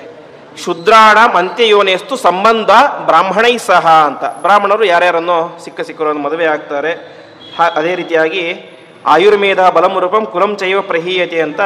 ಈ ರೀತಿಯಾಗಿ ಯಾವಾಗ ವರ್ಣ ಸಾಂಕರ್ಯ ಅನ್ನೋದು ಪ್ರಾರಂಭ ಆಗುತ್ತೋ ಆವಾಗ ಆ ಜ್ಞಾನವೂ ಕಡಿಮೆ ಆಗುತ್ತೆ, ಬುದ್ಧಿಯೂ ಕಡಿಮೆ ಆಗುತ್ತೆ, ಮುಖದಲ್ಲಿ ತೇಜಸ್ಸು ಕಡಿಮೆ ಆಗುತ್ತೆ, ಹೀಗೆ ಎಲ್ಲವೂ ಕೂಡ ಕಡಿಮೆ ಆಗುತ್ತೆ. ಕೊನೆಗೆ ಯಾವ ರೀತಿ ಆಗುತ್ತೆ ಅಂತ ಹೇಳಿದ್ರೆ, ಕಳ್ಳರೇ ರಾಜರಾಗಿ ಬಿಡ್ತಾರೆ ಅಂತೆ, ರಾಜರು ಕಳ್ಳರಾಗ್ತಾರೆ ಅಂತೆ. ಯಾಕಂದರೆ ಕಳ್ಳರ ರಾಜರಾಗ್ಬಿಟ್ರೆ ರಾಜರ ಕೆಲಸ ಹೋಯಿತು. ಸೊ ಜೀವನ ಮಾಡಲಿಕ್ಕೆ ಏನಾದರೂ ಬೇಕು, ಸೊ ರಾಜರೇ ಮಾಡ್ತಾರೆ, ಕಳ್ಳತನ ಮಾಡ್ತಾರೆ ಅಂತೆ. ಈ ರೀತಿಯಾಗಿ ಕಲಿಯುಗದ ಕೊನೆಯ ಭಾಗದಲ್ಲಿ ಅಂತ ತಿಳಿಸ್ತಾರೆ. ಯುಗಾಂತೆ ಪರ್ಯುಪಸ್ಥಿತಿ, ಯುಗದ ಅಂತ್ಯ ಭಾಗದಲ್ಲಿ, ಕೊನೆಯ ಭಾಗದಲ್ಲಿ ಈ ರೀತಿಯಾಗಿ ರಾಜರೇ ಕಳ್ಳರಾಗ್ತಾರೆ, ಕಳ್ಳರೇ ರಾಜರಾಗಿ ಬಿಡ್ತಾರೆ ಅಂತ ತಿಳಿಸ್ತಾ ಇದ್ದಾರೆ. ಅದೇ ರೀತಿಯಾಗಿ ಕಲಿಯುಗದ ಕೊನೆಯ ಭಾಗದಲ್ಲಿ ಅಶೀಲಿನ್ಯೋ ಔವ್ರತಾಶಾಹ ಪಿಸ್ತಿ ಸ್ತ್ರೀಯ ಮದ್ಯಾಮಿಷಪ್ರಿಯ ಅಂತ. ಸ್ತ್ರೀಯರು ಕೂಡ ಮದ್ಯಪಾನ ಧೂಮಪಾನ ಮಾಡಲಿಕ್ಕೆ ಶುರು ಮಾಡ್ತಾರೆ ಅಂತ. ಇವತ್ತು ಅನೇಕ ಜನ ಬೇಕಾದಂಗೆ ರಾಜರೋಷವಾಗಿ ಮಾಡ್ತಾ ಇದ್ದಾರೆ, ಎಲ್ಲವೂ ಕೂಡ ಮಾಡ್ತಾ ಇದ್ದಾರೆ. ಮದ್ಯ ಮಾಂಸ ಪ್ರಿಯ, ಮದ್ಯಪಾನ, ಮಾಂಸವನ್ನು ತಿನ್ನೋದು, ಇದೆಲ್ಲವನ್ನು ಕೂಡ ಮಾಡ್ತಾರೆ. ಆಮೇಲೆ ಶ್ವಾಪಾದ ಪ್ರಬಲತ್ವಂಚ ಗವಾಂಚೈವ ಉಪಕ್ಷಯ ಅಂತ. ಕಲಿಯುಗದಲ್ಲಿ ನಾಯಿ ನರಿ ಮುಂತಾದಂಥ ಪ್ರಾಣಿಗಳ ಸಂಖ್ಯೆ ಜಾಸ್ತಿ ಆಗುತ್ತೆ, ಗೋವಿನ ಸಂಖ್ಯೆ ಕಡಿಮೆ ಆಗುತ್ತೆ ಅಂತ. ಹೀಗೆ ಬ್ರಹ್ಮಚರ್ಯಾದಿ ವ್ರತಲೋಪಾಹ ಚತುರಾಶ್ರಮ ಶೈಥಿಲ್ಯಾತ್ ಧರ್ಮ ಪ್ರವಿಚಲಿಷ್ಯತಿ ಅಂತ. ದ್ವಾಪರಯುಗದಲ್ಲಿ ಏನೇ ಸರಿಯಾದಂತಹ ಧರ್ಮಾಚರಣೆ ಇರಲಿಲ್ಲ. ಕಲಿಯುಗಕ್ಕೆ ಬಂದಾಗ ಬ್ರಹ್ಮಚಾರಿ, ಗೃಹಸ್ಥ, ವನಪ್ರಸ್ಥ ಮತ್ತು ಬ್ರಾಹ್ಮಣ, ಕ್ಷತ್ರಿಯ, ವೈಶ್ಯ, ಶೂದ್ರ ಇವೆಲ್ಲವೂ ಕೂಡ ಶಿಥಿಲವಾಗಿ ಹೋಗಿ ಧರ್ಮ ಎಲ್ಲವೂ ಕೂಡ ಬುಡಮೇಲಾಗಿ ಬಿಡುತ್ತೆ ಅಂತ ತಿಳಿಸ್ತಾ ಇದ್ದಾರೆ. ಹಾಗಾಗಿ ಇಂತಹ ಕಲಿಯುಗದಲ್ಲಿ ಒಬ್ಬ ವ್ಯಕ್ತಿ ಸತ್ಕರ್ಮವನ್ನು ಮಾಡಿದರೆ ಅದಕ್ಕೆ ಜಾಸ್ತಿ ಪುಣ್ಯ ಅಂತ. ಭಾಗವತದಲ್ಲಿ ಒಂದು ಮಾತು ಬರುತ್ತೆ, ಕೃತಾದಿಶು ಕಲಾರಾಜನ್ ಕಲಾವಿಚ್ಛಂತಿ ಸಂಭವಂ ಅಂತ. ತ್ರೇತಾಯುಗದಲ್ಲಿ, ಕೃತಯುಗದಲ್ಲಿ ಎಲ್ಲ ಋಷಿಗಳು ಕೂಡ ತಪಸ್ಸು ಮಾಡ್ತಾ ಇದ್ರು ಅಂತೆ. ತಪಸ್ಸು ಮಾಡಿ ವರ ಕೇಳ್ತಾ ಇದ್ರು ಅಂತೆ. ಒಂದು ವರ ಏನು ಅಂದರೆ, ನಾ ಕಲಿಯುಗದಲ್ಲಿ ಹುಟ್ಟಬೇಕು ಅಂತ. ವಿಚಿತ್ರ ಅನಿಸುತ್ತೆ. ಕೃತಯುಗ ಒಳ್ಳೆ ಧರ್ಮದ ಯುಗ, ಅದರಲ್ಲಿ ಪಾಪ ಕಷ್ಟಪಟ್ಟು ತಪಸ್ಸು ಮಾಡಿ ಪರಮಾತ್ಮ ಪ್ರತ್ಯಕ್ಷ ಆದರೆ ನಾವು ಕಲಿಯುಗದಲ್ಲಿ ಹುಟ್ಟಬೇಕು ಅಂತ ಕೇಳ್ತಾ ಇದ್ರು ವರ ಅಂತ. ಯಾಕೆ ಅಂದರೆ, ಯತ್ರ ಸಂಕೀರ್ತನಾದೇವ ಹರಿರ್ದಾಸ್ಯತ್ಯಸಂಭವಂ ಅಂತ. ಕಲಿಯುಗದಲ್ಲಿ ಪರಮಾತ್ಮನ ನಾಮಸ್ಮರಣೆಯನ್ನು ಭಕ್ತಿಯಿಂದ ಮಾಡಿದರೆ ಸಾಕು, ಅದರಿಂದ ಉತ್ತಮ ಲೋಕಪ್ರಾಪ್ತಿಯಾಗತ್ತೆ ಅಂತ. ಅದನ್ನೇ ದಾಸರು ಹೇಳ್ತಾರೆ, ಕಲಿಯುಗದಳು ಹರಿನಾಮವನೆನೆದರೆ ಕುಲಕೋಟಿಗಳು ಉದ್ಧರಿಸುವವು ಅಂತ. ಅಷ್ಟು ಪುಣ್ಯ ಯಾಕೆ ಅಂತ. ಭಕ್ತಿಯಿಂದ ನಾರಾಯಣ ಕರಲಿಕ್ಕೆ ಎಷ್ಟೊತ್ತು ಬೇಕು? 2 ಸೆಕೆಂಡ್ ಸಾಕು. ಆದರೆ ಆ ರೀತಿಯಾದಂತಹ ಸ್ಮರಣೆ ಮಾಡುವಂಥ ಮನಸ್ಸು ಬರಬೇಕು ಅಂತ ಹೇಳಿದರೆ ಅದು ಅನೇಕ ಜನ್ಮಗಳ ಸಾಧನೆ ಇದ್ದಾಗ ಮಾತ್ರ ಏನು ಮಾಡುತ್ತೆ, ಭಕ್ತಿಯಿಂದ ಪರಮಾತ್ಮನ ನಾಮಸ್ಮರಣೆ ಮಾಡುವಂತಹ ಯೋಗ್ಯತೆ ಬರುತ್ತೆ. ಆ ರೀತಿಯಾದಂಥ ಯೋಗ್ಯತೆ ಕಲಿಯುಗದಲ್ಲಿ ಬರೋದು ಕಷ್ಟ ಅಂತ. ಬೇರೆ ಬೇರೆ ಗ್ರಂಥಗಳ ಅಧ್ಯಯನ, ತಪಸ್ಸು ಇದೆಲ್ಲ ದೂರ ಉಳಿತು. ಪರಮಾತ್ಮನ ನಾಮಸ್ಮರಣೆಯನ್ನು ಭಕ್ತಿಯಿಂದ ಮಾಡೋಲಿಕ್ಕೆ ಮನಸ್ಸು ಬರೋದು ಕೂಡ ತುಂಬ ಕಷ್ಟ ಅಂತ ತಿಳಿಸ್ತಾ ಇದ್ದಾರೆ. ಆಮೇಲೆ ಪ್ರಜಾತು ಭ್ರೂಣಹತ್ಯಾಯ ಮತವೈ ಸಂಪ್ರವರ್ತತೆ ಅಂತ ಪ್ರಜೆಗಳೆಲ್ಲರೂ ಕೂಡ ಭ್ರೂಣ ಹತ್ಯೆ ಅದನ್ನು ಮಾಡೋದರಲ್ಲಿ ಆಸಕ್ತರಾಗಿರ್ತಾರೆ. ಅನೇಕ ತತ್ವಗಳನ್ನು ಮಾಡಿ ಈ ರೀತಿಯಾಗಿ ಕಲಿಯುಗದಲ್ಲಿ ನಾವು ಇವತ್ತಿನೇನು ಕಾಣ್ತಾ ಇದ್ದೇವೋ ಅಥವಾ ಮುಂದೇನು ಕಾಣಬೇಕೋ ಆ ಎಲ್ಲ ವಿಚಾರವನ್ನು ಕೂಡ ವಾಯುದೇವರು ಇಲ್ಲಿ ನಮಗೆ ತಿಳಿಸ್ತಾ ಇದ್ದಾರೆ. ಹೀಗೆ ಹೇಳಿ ಮುಂದೆ ಪರಮಾತ್ಮನ ಒಂದು ಅವತಾರ ನಾವು ಕೇಳೋದು ಕಲಿಕೆ ಅವತಾರ ಅಂತ. ಆದರೆ ಇದರಲ್ಲಿ ಸಾಂಪ್ರತಿ ಎನ್ನುವಂತಹ ರೂಪದಿಂದಾಗಿ ಪರಮಾತ್ಮ ಅವತಾರ ಮಾಡ್ತಾನೆ ಅಂತ. ಅಂದರೆ ಈಗ ನಾ ಇರೋದು 22ನೇ ಕಲಿಯುಗ. 22ನೇ ಕಲಿಯುಗದಲ್ಲಿ ಪರಮಾತ್ಮ ಶಂಬಲ ಗ್ರಾಮದಲ್ಲಿ ಕಲಿಕೆಯಾಗಿ ಅವತಾರ ಮಾಡ್ತಾನೆ. ಆದರೆ ಇದು ಹೇಳ್ತಾ ಇರೋದು ಮೊದಲ ಕಲಿಯುಗ, ಮೊದಲ ಕಲಿಯುಗ. ಹಾಗಾಗಿ ಅಲ್ಲಿ ಪರಮಾತ್ಮ ಬೇರೆ ಒಂದು ಹೆಸರಿನಿಂದ ಅವತಾರ ಮಾಡಿ ದುಷ್ಟ ಎಲ್ಲರನ್ನು ಕೂಡ ವ್ಯಕ್ತಿಗಳನ್ನು ಸಂಹಾರ ಮಾಡಿ ಮುಂದೆ ಕೃತಯುಗ ಪ್ರಾರಂಭ ಆಗಲಿಕ್ಕೆ ಕಾರಣ ಆಗ್ತಾನೆ ಅಂತ ತಿಳಿಸ್ತಾರೆ. ಆ ಉಳಿದ ವಿಚಾರಗಳನ್ನು ನಾಳೆ ದಿವಸದ ಪಾಠದಲ್ಲಿ ಪ್ರವಚನದಲ್ಲಿ ನೋಡೋಣ ಎಂಬುದಾಗಿ ಹೇಳುತ್ತಾ ಇಂದಿನ ಪ್ರವಚನವನ್ನು ಶ್ರೀಕೃಷ್ಣಾರ್ಪಣಮಸ್ತು.